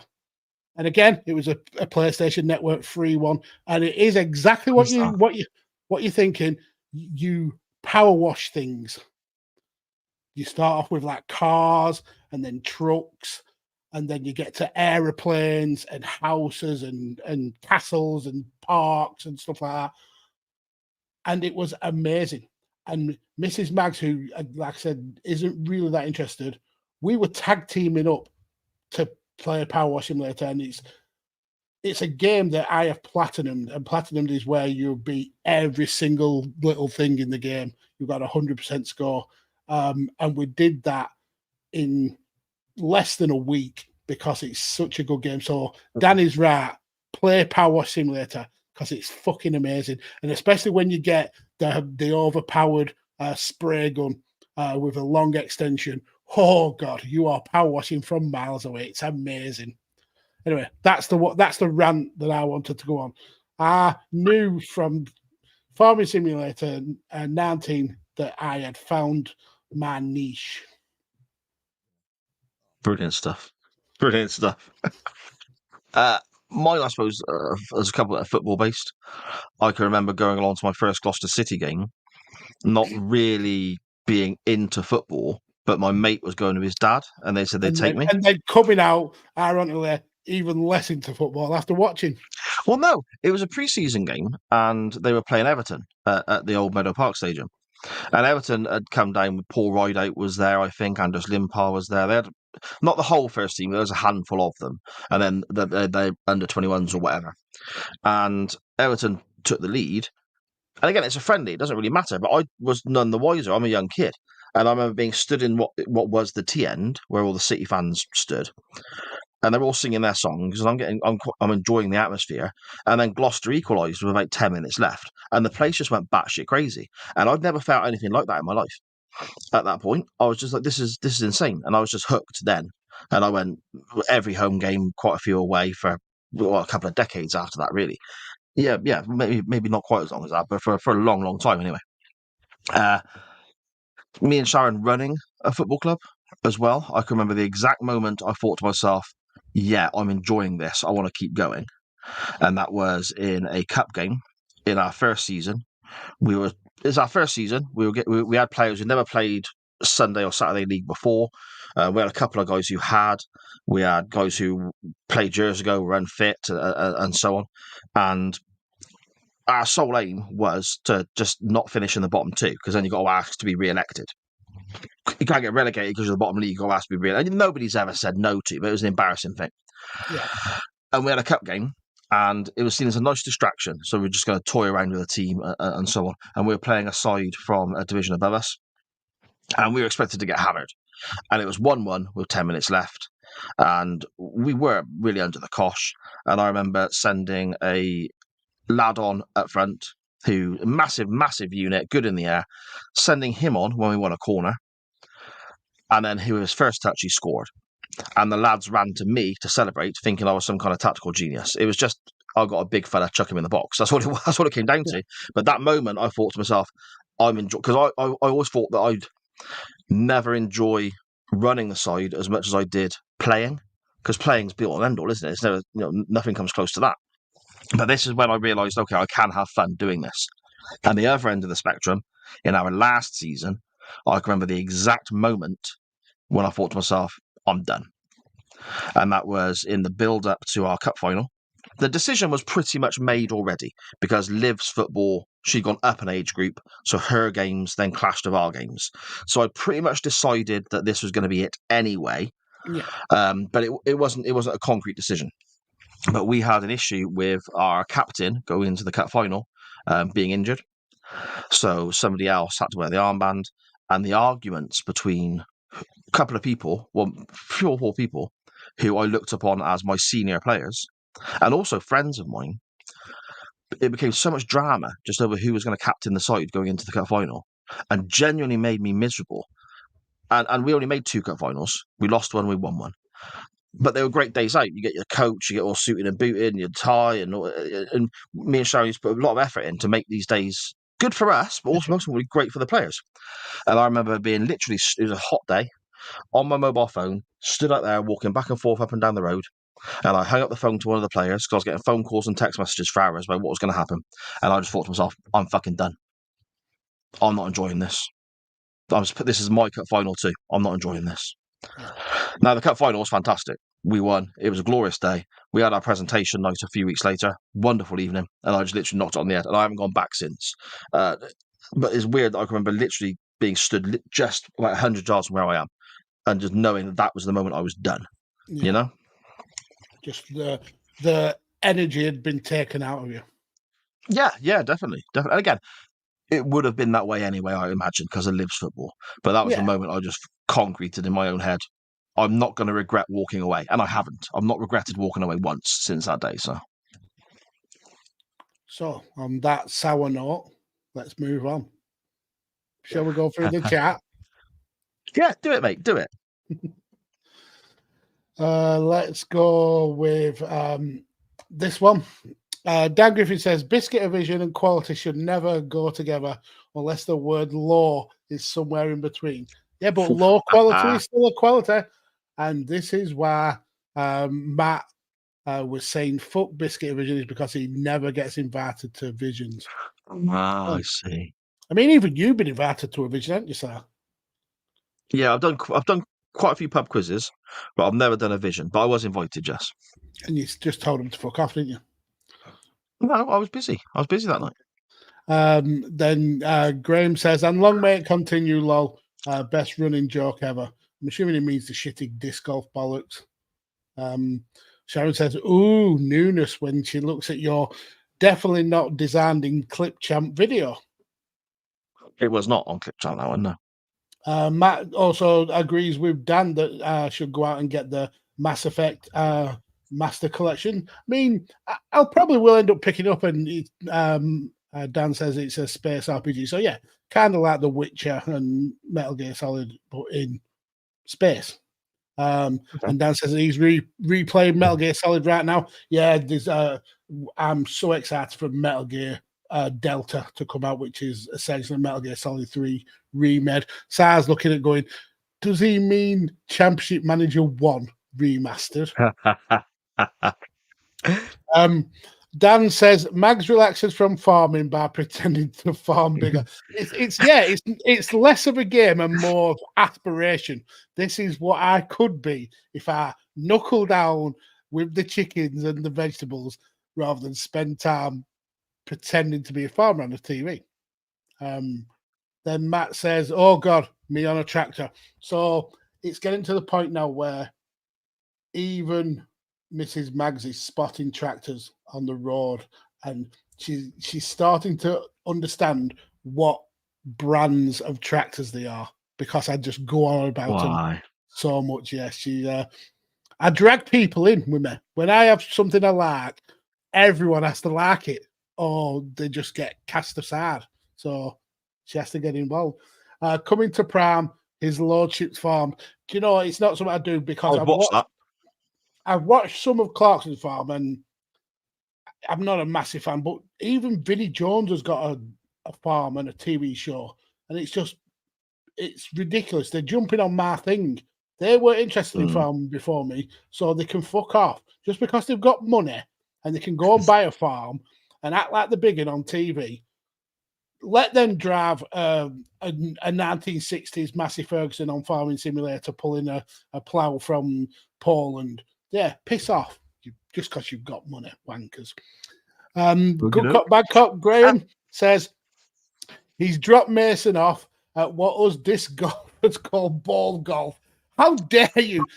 Do not besmirch actual golf with the word ball golf. It is golf and frisbee.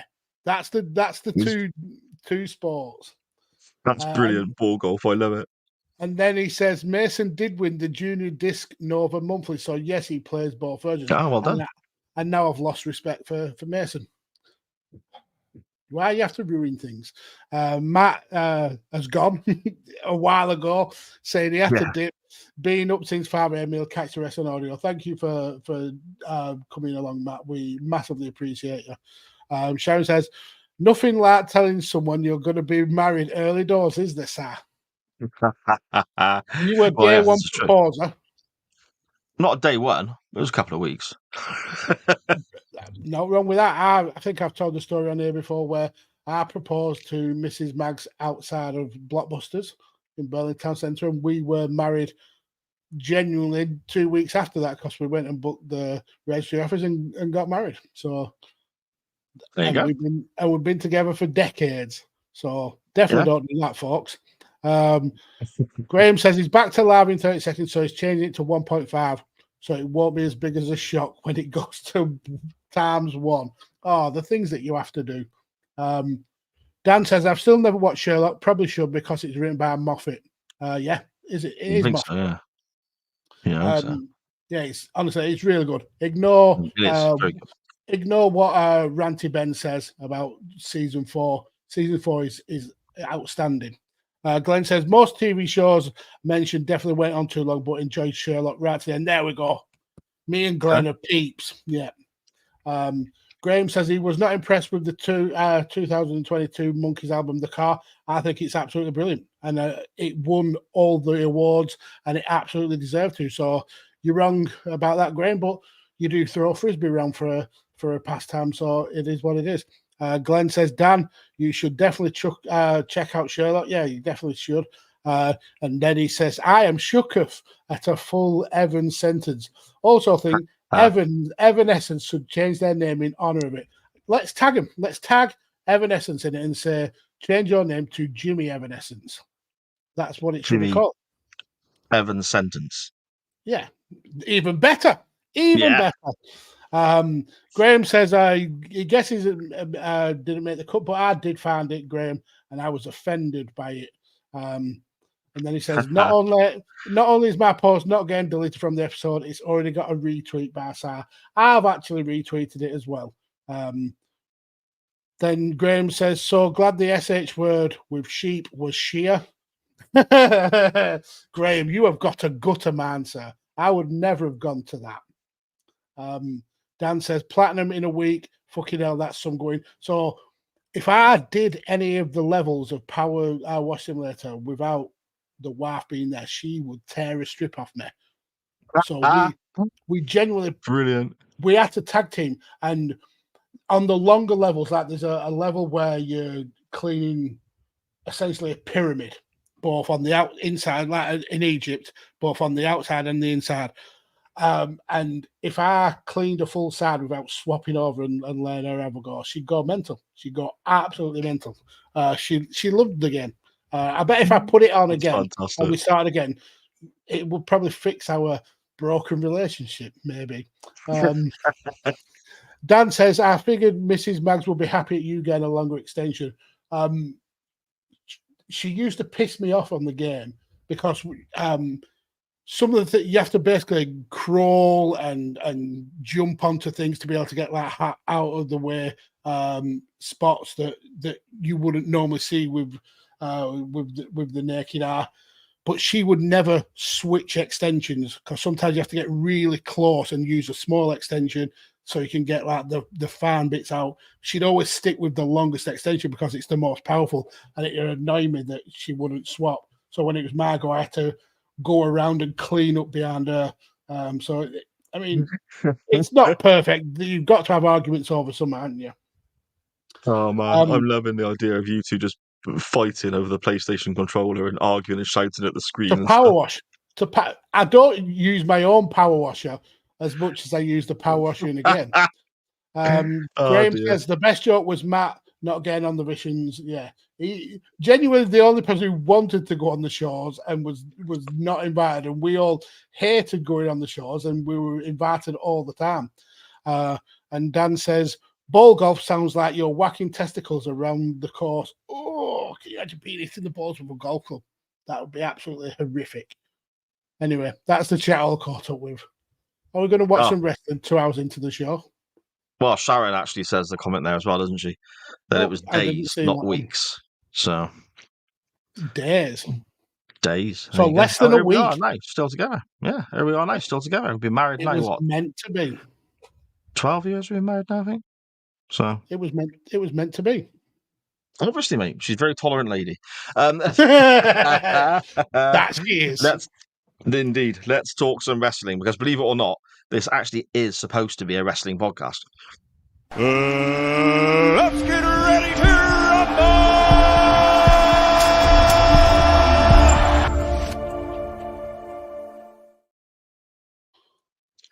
So then. Quite funny this, really, Magsy, because when I press play and they run through where this event was, it's in Chicago, which obviously is where the pay-per-view most recently for AEW was as well. Oh, hilarious. Yeah, it's the funniest thing I've ever heard. Yeah, well funny. What's happened between the end of the non-wrestling subject and then the wrestling part of the show? In those 10 seconds of that clip, what has happened there? It's just an amalgamation of everything that's happened in this episode. I started off, I was going to be nasty here, and instantly you made me angry. And then we've had all these bollocks about throwing frisbees and bringing up power washing. And I've turned back into normal, just angry middle-aged Mags. Okie doke. Well, let's cheer you up by going back to 1990. WCW, Hallowe'en Havoc, and a WCW World Tag Team Title match from that show. How much of this did you watch, Magsy? The show. Obviously, you watched the match for the podcast, but did you watch it? Did you watch the beginning? Did you see the interview with Flair and that? What I tend to do is I'll scour through the list on W Network, see if there's anything that is linked to the match that we're meant to be watching, and I'll catch that. But normally I would just watch the match. I did actually end up watching a little bit of the match before it, the other tag team match. But yeah, I watched you're looking at the same notification I am there, aren't you?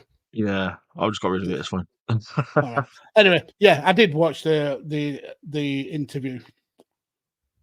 Okay. It confused me a little bit because Doom was supposed to be a heel team at this point, as far as I can remember. And they're facing Ric Flair and Arn Anderson from the Horsemen, who, again, are supposed to be a bad guy team. And we have Arn, Sid, and Ric Flair talking with Tony Schiavone, and of course he's dressed up because it's Halloween. He's got his he's dressed up like Phantom of the Opera. We see with our the commentary team. lipstick. Yes, indeed. We see our commentary team earlier in the show of Jim Ross and Paul Heyman, and Heyman is a vampire. Jim Ross is dressed up like some kind of gangster, 1920s style gangster effort. And they, in their promo, Arn Anderson says, this isn't about good guys versus bad guys. Because obviously they're going in as two heel teams. But when they actually start working the match, it's not that way at all. Doom are very much booked like good guys in this to me. Okay. I mean, not having the context of whether they were heels or not, I get what you're saying though.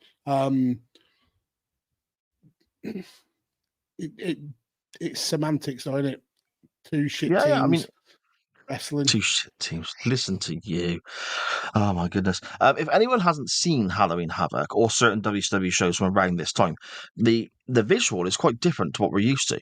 You've got the entranceway ramp that WCW uses, and AEW sometimes has a similar thing now, where it's raised all the way down to the actual apron, isn't it? Yes, there's no drop down to the floor. Yeah, so the ring. Yeah. The ropes are red. The middle rope is red with black stripes. The turnbuckles are red and black. But then the canvas in the ring is red. It looked like fucking carpet. It looked like the kind of carpet you would get in a house that a landlord has done up on the cheap to rent out to someone. Okay. So I think for a wrestling ring, red cord carpet. Right. I think for a wrestling ring and with the ropes and then that long entrance ramp, I thought this looked glorious. I thought it was fantastic. You would because you like this Ye Olde Rasslin from the south. I think it looks amateur. Do you? It's the AEW of its time. I feel. Don't be silly. Don't be silly. It's first of all, it's not amateur. Okay, it's not as polished as the WWF, and also it's not ye olde. This is the 90s. It's not that long ago. I was 10. I'm now mid 40s. It's a while ago. Okay. I don't know what's going on with the Four Horsemen's music. I don't know what they were playing there. And at some point, walking down, I don't know if it was intentional. That was something they played by accident. I'm not sure. But, I mean, the iconic Horseman music that we recognise now, I don't think was around as early as this. So maybe something they played generically. I don't know. Arn at one point glances back. So I thought, is there an issue with it? I'm not sure, but who knows? But then we come to Doom's music, Max, don't we? Your favourite ever tag team theme song. Word. These two massive, burly blokes, they're huge monsters, led to the ring by Teddy Long as their manager. And bearing in mind, when they debuted, they were under masks as well, which adds even more to the... Is that when they were with Woman? Was it Woman? Yeah. And for some reason, they've got this really weird, happy, cheery, dun, da, da, da, going on. It's... It feels like theme music that you would get for someone like a face female wrestler. It definitely two huge African American blokes who look like they have got muscles where people should never have muscles, who look like they could beat up anyone in their way, but then they have the most happy clappy theme music. Something that Bailey would come out to. It's very jarring. It's very jarring. Yeah. You always imagine, you always want them like dancing to the ring, clapping the hands of the fans and stuff, don't you? Yeah. Like R-Truth. Coming to the ring like R-Truth. Yeah, there you go. Arn Anderson and Ron Simmons start the match, and it's fairly physical early on. And then we get a suplex to the floor teased, but as is the way, especially back then, the tease never led to anything other than a suplex back into the ring. So Arn ends up taking the bump back into the ring. Ric Flair, as Arn is facing off his opponent, gets his knee into the back when Ron Simmons is running the ropes. And this starts what I think is probably one of the highlights of this particular match, in that everything Arn and Flair do is so old school heel tag team wrestling. Yeah. It's so simple, but you listen to the reaction and the heat from the crowd they're getting for what they're doing behind the referee's back. I think it's absolutely fantastic. And it starts with this knee in the back as he's running the ropes, doesn't it, Max? Yeah, I mean, fantastic is doing a lot of heavy lifting there, but it certainly is very old school. Even for 1990, it's very old school heel tactics. Yeah. Teddy Long and Ric Flair end up in a bit of a scrap, and Teddy gets to slap Flair, which I thought was quite funny. That is brilliant. That's probably my favorite part of the match, where Teddy Long gets it. Is being chased around the ring by Flair, and he slides into the ring, and Flair can clearly see that both of Doom are stood there in the ring. Still gets back into the ring, argues, and Teddy Long lands a proper good dry slap to Flair, and then both members of Doom essentially just side by side by him, and Flair's like, I really want to punch the fucking laugh out of him for that. If I hit him, these two guys are going to kill me. So yeah. He generally gets away with dry slapping Ric Flair. It's brilliant. The match continues then with Flair and Butch Reed being the legal men. Lots of punches and chops and so on, before Reed just decides to military press anyone he can get his fucking hands on. So Flair goes up, Arn goes up, and he starts throwing them around like they're nothing. And Flair and Arn, they're not small guys, are they? Yeah, and Jim and Paul mentioned on commentary just how effortless Butch Reed makes it when you're lifting Arn Anderson, who's 280, like he's a lightweight. They literally mention they're lifting him like he's a lightweight. It's really a really good show of the power of Butch Reed. But again, I think this comes back to how simple, and then I suppose from that, how well this match has been put together. Because the bad guys are doing simple bad guy shit. The good guys are based all on how powerful they are, and that they are just being left to do powerful stuff. Play to your strengths, hide your weaknesses, go in, do your business, get out. Job's a good one. Yeah, exactly. Yeah, it's wrestling 101. Like you said, hide the weaknesses and play to the strengths. And the two styles mesh really well, I think. Yeah. And there's not a single needle or carrier bag in sight. Ric Flair, I think, here starts to really show old Flair tropes, I suppose. He's the shitty heel. He's the facial expressions trying to get away from his opponents and so on. And then he gets into an exchange of punches with Butch Reed. And Butch Reed gets to the point where he's literally just jabbing him once on the chin, and Flair's bumping for him. Then he gets up and goes again. But each time he does it, Flair looks more concerned. But he keeps going back, and then Reed jabs him again. And I just think Ric Flair here is doing a brilliant job of making Butch Reed look an absolute megastar. Yeah, there's a point where Flair starts doing chops, and Butch just absolutely no-sells him, and then just beats Flair into a pulp. Flair has got his working boots on here, and he's definitely making Doom look absolutely outstanding. He being Flair, takes the flip bump in the corner and then lands on the cameraman that we're actually seeing the flip bump being filmed through, which was fantastic because the guy proper bails, doesn't he? Yeah, but he gets up so quick that, I mean, by the time they get back to the next camera shot, the cameraman's back on his feet. So what a professional that guy was. Or very unprofessional for not selling it. If that was Hogan, we criticize. I mean, he is recording a match where it starts with Ron Simmons no selling a suplex by Arn Anderson. So there's not much more ways to go than just absolutely no selling moves. So props on him for keeping with the theme of the match. There you go. Yeah, okay, I'll go on that.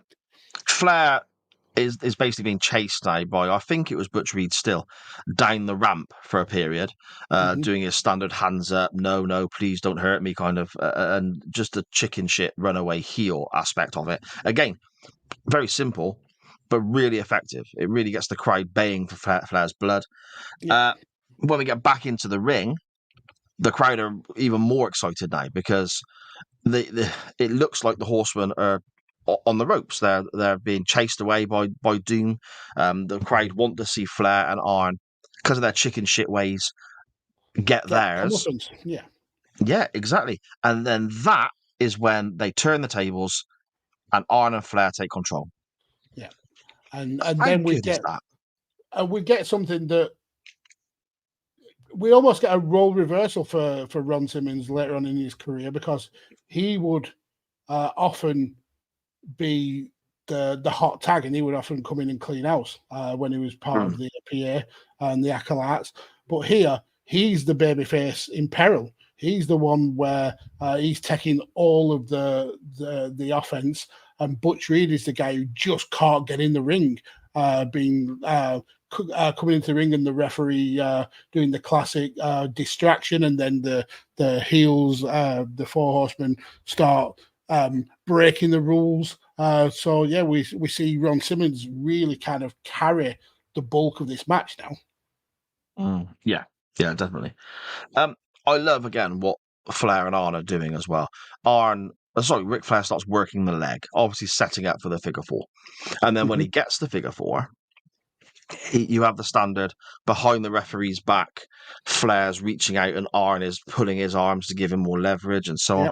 This then incites Butch Reed on the outside to get in the ring to try and help his partner. So the ref naturally stops the good guy from doing this, which allows Arn to come in the ring and cheat a bit more. So it's getting more and more from the crowd. Again, really simple tag team wrestling stuff, but it's used again and again and again because it works, Max. And you can see this crowd now are baying for blood, aren't they? And they do it more than once as well. There's a point in the match where Arn Anderson's got the Boston Crab, and he's reaching for Flair to get the leverage. And then when Butch comes into the ring to try and break up, Flair sneaks in and drops a knee to the back head, which I thought was so simple but classic, like shithead heel work. Yeah, it's really well done.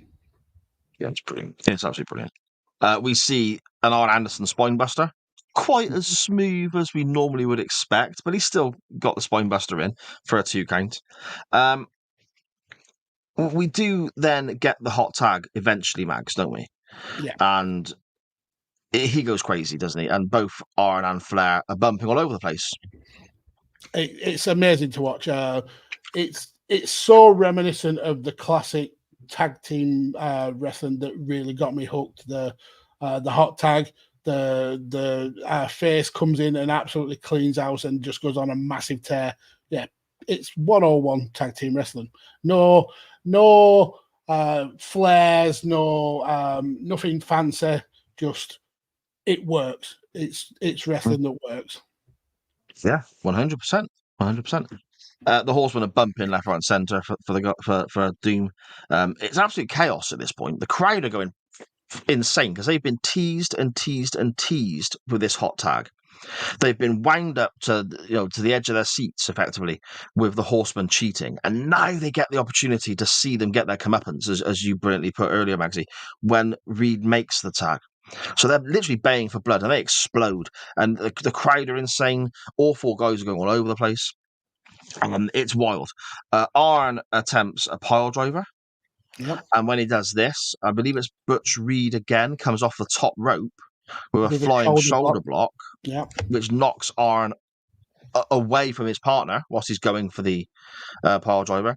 Then Arn hits a DDT, which the crowd pop for because it's a great DDT. Let's be honest, it's Arn Anderson. But there's that stops at 2 because the count is interrupted by Simmons, I think, on this occasion. And then we get the finish or non-finish, I suppose, Maxie, don't we? Really, the fighting and the chaos continues. They go down the ramp, and the referee is counting before the ring announcer just announces that the match is a double count out, which I thought was a real shame with how well this went for the duration of the contest. But at the same time, I can understand it. It almost feels like they booked themselves into a corner with this, because you don't want the Horsemen to take a loss. Because Sid, the other member of the Horsemen, Sid's going to lose in the main event to Sting after this. So you don't want them to take 2 losses on a pay-per-view. But then, obviously, they don't. In the next pay-per-view, Flair goes on to face Sting in a singles, so he can't be holding a tag team belt afterward. So they kind of booked themselves into a bit of a situation. I think that this is the only out they could have had, maybe. Yeah, from doing a little bit of research, apparently at the next pay-per-view, the Horsemen were meant to run this back and win the title, but obviously Sting, Ric Flair is then bumped into the title picture, which kind of puts the kibosh on that. So in that context, a dusty finish makes sense, because it would add to the build for the rematch coming up. But if that rematch isn't going to happen, I see the point. You don't want your tag team champions to look weak, and then your 2 of the stars of the biggest faction in wrestling are not going to lose the match. I mean, at the time, I think it said that Anderson is the TV champ as well, so he can't really take the fall. Ric Flair is definitely not taking the fall, because he's the biggest star in wrestling at the moment. So they have booked themselves into a corner where you can't have a definitive winner in this match, I suppose. Yeah. But there you go. Maxie, what are your final thoughts, and what do you give it out of 10? Yeah, I mean, you know me. I am easily tempted by a tag team match. I think it's brilliant wrestling. I've loved the storytelling. My issue with this is Flair and Anderson don't have any chemistry. I don't know how they work together as a tag team. They're terrible. Both are crap wrestlers. Very old, very basic. 5 moves are doing bollocks. I think Butch Reed and Ron Simmons carried this match. It's not fair on them to have to wrestle with someone with such limited skill sets as Arn Anderson and Ric Flair. We're going to really fall out. It was just poor. It almost makes me hate tag team wrestling, watching 2 people who are being carried. They're stealing a living. They're being carried to a match. Oh, my word. So I can't go any higher than a 3. Are you putting my Plonker? I thought this was awful. This was one of the worst matches we've ever watched. No, come on. What do you think, really? Basic. I just felt sorry that Butch and Ron had to be associated with this bollocks. They were amazing. And if they were wrestling the Stanners or the Freebirds, who were also on this card, this could have been gold. But they were lumbered with wrestlers that could have learned from the people on the pre-show, the dark match, Barry Horowitz. Put him in this match. You would get a better match than this. Flair and Anderson let them down. They should be ashamed. They should return all the money and the limousines and the jet flying and apologize for the stain that this has put on the wrestling business. It's been a glorious 160. I've put myself down now, but it's a 2. I've gone from 3. I was a bit generous. I think a 2, and that's because of Butch. He gets 1, and Ron gets 1. So 2. Is that right? Yeah. Okay. Now, what do you really think, Maxie? Please tell me that's not your legit score. I want it on the record that this match with Flair and Anderson is a 2 out of 10. You're actually angry. Or not. You're actually angry. No, it's just great. It's a good match. It's a really good match. It is a good match. It's not outstanding. We've seen all 4 of these do better, but it is a really good match. There's a good story being told. Shitty ending, but it is what it is. I'd say a 7. A 7 seems fair. Yeah, okay. I got 7.5 actually. I think what they do really well. The finish is a shame, but you can understand, like the reasons we spoke about, you can understand why it happened that way. I just think as well, in a show where we've looked at the ridiculousness of what AEW are doing to try and get reactions and so on. You look at how simple the structure of this match was. You could take what these guys have done, or a version of it, drop it into any wrestling company at any time period, and you'll have the crowd eating out your hands. Yeah. That's no. I'm not downplaying what the Horsemen and Doom have done, because they do it in their own way, as other tag teams would also do it in their own way. And these guys are obviously incredibly talented at what they do. But it is that sort of formula that is proven to work. So you don't need needles and carrier bags. No. Look at the crowd here; they're going wild for this. So I think the Horsemen. I mean, are fantastic. To be fair, this crowd literally had 2 TV channels at home. Some of them probably didn't even have TV. Their entertainment was doing a Steve-O. But yeah, I do get the point. This basic formula for a tag team match works in 1950 and 2024. There's no reason to mess with this formula. Yes, add your own bells and whistles. Yes, work it to your certain style of wrestling. But this is the building blocks for a very, very good wrestling match.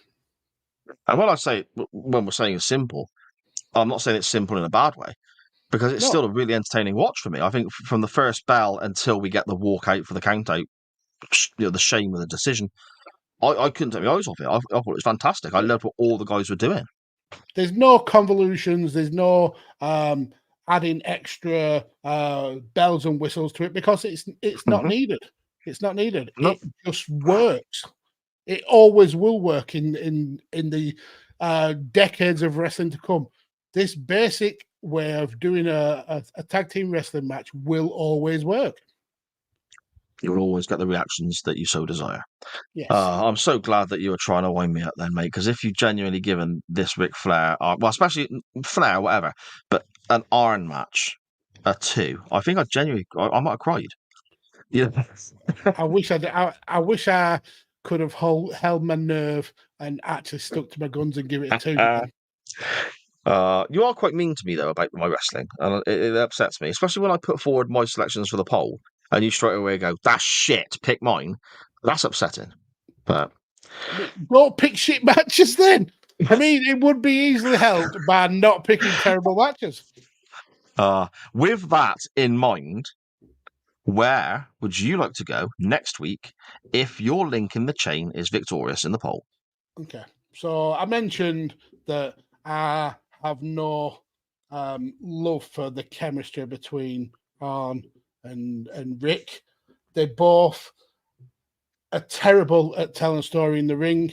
Both have zero of the riz, no charisma between them. They like 2 planks of wood. Same wrestling ability as 2 planks of wood, and also same personality of 2 planks of wood. So as a tag team, they're shit. But let's see how it works when that tag team explodes. Ooh. So let's go to WCW Fall Brawl 1995, where Arn Anderson takes on Ric Flair, and hopefully, to God, they can, by any means possible, pull out something remotely decent for the first time in both of their illustrious careers. So I go for Arn Anderson versus Ric Flair from the 1995 Fall Brawl. Fingers crossed. Even when you're picking something that I love, you can't give it any praise, can you? Even when you're picking something that I enjoy, you've got to put it down. I guarantee you'll speak to Sharon tonight and go, "Why does he hate everything I love?" Are you 100% sure we haven't covered that? I checked the the Excel file and I put in Flair and Arn, and it didn't come up. Okay. Do you want me to have another check now? It might have gone on a poll before, but I also know I have covered it for Nitro Nights. So that might be where I'm getting confused that's clear. as well. So. Yeah, I'm going to say that's clearly the same, isn't it? Yeah. Okay, so whilst you're checking that, Magsy, just to be on the safe side, I will put forward my option. And I think you'll be your usual ranty, disappointed self to know that we're going to hang around in this era. And we're going to hang around. Yay! We're going to hang around in WCW. Because somebody, when I put the poll up, and that somebody being Millwall Chris, he commented under the poll about the option that we've covered tonight, the Arn Flair versus Doom match. It's a shame it wasn't this match instead. And I responded, I think we've covered that. Tonight, I went back and looked on the spreadsheet, and I'm amazed to find out we haven't. So I'm just going to link to it quite straightforward from where we are now. It's the very next pay-per-view. It's Starrcade 90. As you mentioned earlier, Doom are defending the tag team titles again against two members of the Four Horsemen. Ric Flair is dressed up in a silly black mask, calling himself the Black Scorpion in the main event against Sting, so they need a replacement. So they draft in the glorious Barry Windham. So the match I would like to link to is, look at your face, is Doom defending their... I can't believe we've not covered this before. I'm amazed by this. Doom defending their WCW tag team titles against Arn Anderson and Barry Windham, but on this occasion it's under street fight rules. And it is bloody fantastic. It truly is. And thank you, Millwall Chris, for bringing it to my attention that we've not covered it before. But there we are. That is my option for the poll, my friend. So just to confirm that we haven't covered my option, we've only covered two matches where Anderson is mentioned on the spreadsheet. Sting and Flair versus Anderson and Pillman. Okay. And the other one is Ole and Arn Anderson versus the Rock and Roll Express. Oh, okay. Those were good times, those episodes. Your face. Those are your options for the poll. And I am so happy to say, whichever way it goes, it's WCW. Just wonderful. You're fucking loving this, aren't you? You're absolutely. We get, whichever way we go, we get a slice of Arn Anderson. Oh, it's beautiful. It's a glorious, wonderful day here on Chain Wrestling. Magsy's choice is Arn Anderson versus Ric Flair, two friends falling out and having a battle at 4 Brawl 95. And the story behind that is, well, anyone who's heard Nitro Nights will be aware as well, is bloody brilliant. And we'll dive into that a little bit as well. Or we carry on the story, what we just looked at here today, and we go to Starrcade 1990 and Doom defending their WCW World Tag Team titles once again in a street fight against Arn Anderson and Barry Windham. Those are your options. The poll will be up later on in the week, Wednesday, Thursday. Make sure you're voting, make sure you're retweeting, all that good stuff. Oh, this is wonderful. I couldn't be happier right now. This is glorious. Guarantee this would be the only time you would hope that we get a 50-50 because you get double WCW. And I would rather eat my own shit than do that. Oh, man. Oh, it's wonderful. I'm so happy right now. A 50-50 would be glorious. Magsy, shall we dive? It started from being the best show. I said to Connor, it was the best first hour we've done. And now it's just descended into fucking... I hate it. I hate it with every fibre of my being. Let's dive through the chat, sign off and go, no, stop talking. We're diving through the chat and then we're fucking bringing this hellhole to an end. Dan Griffin, he says, after mocking Obi-Wan earlier, it's been announced that James Earl Jones, the voice of Darth Vader, has died. I blame Sam personally. Well, no, it was Luke's fault. He killed his own father. So don't blame. I mean, do blame Sam. Yeah, fuck that. Blame Sar. Sar, you murderer. You, Chris Benoit, James Earl Jones. Whoa. God. Dan Griffin again. Are you pulling my plonker? Needs to be a clip because that encapsulates this show so well. Well, I genuinely don't know how we have got through 160 odd episodes. We are fucking morons. How have we done this? Dan says Mags gives it a 2, Sar gives it a 9.5.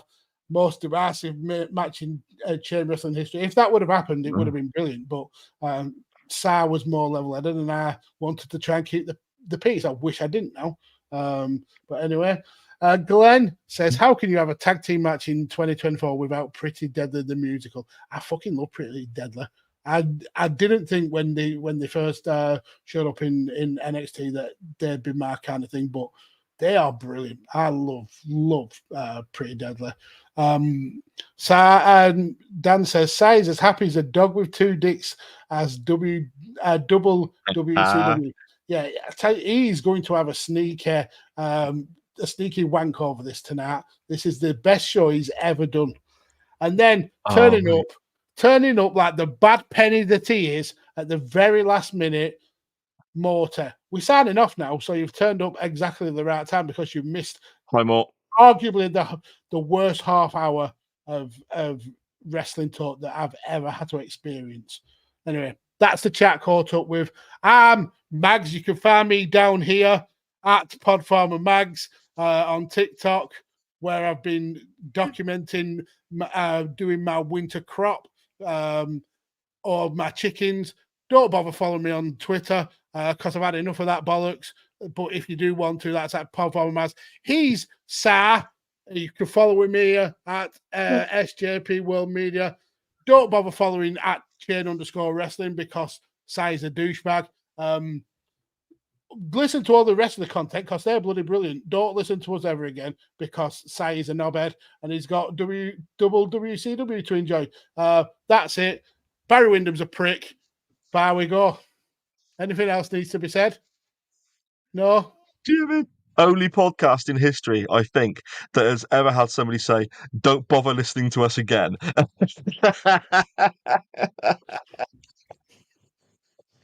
No, that's it, mate. At chain_wrestling on Twitter and Facebook, everywhere else. Yeah, that's it. So, fuck Barry Windham and the horse he fucking rid on.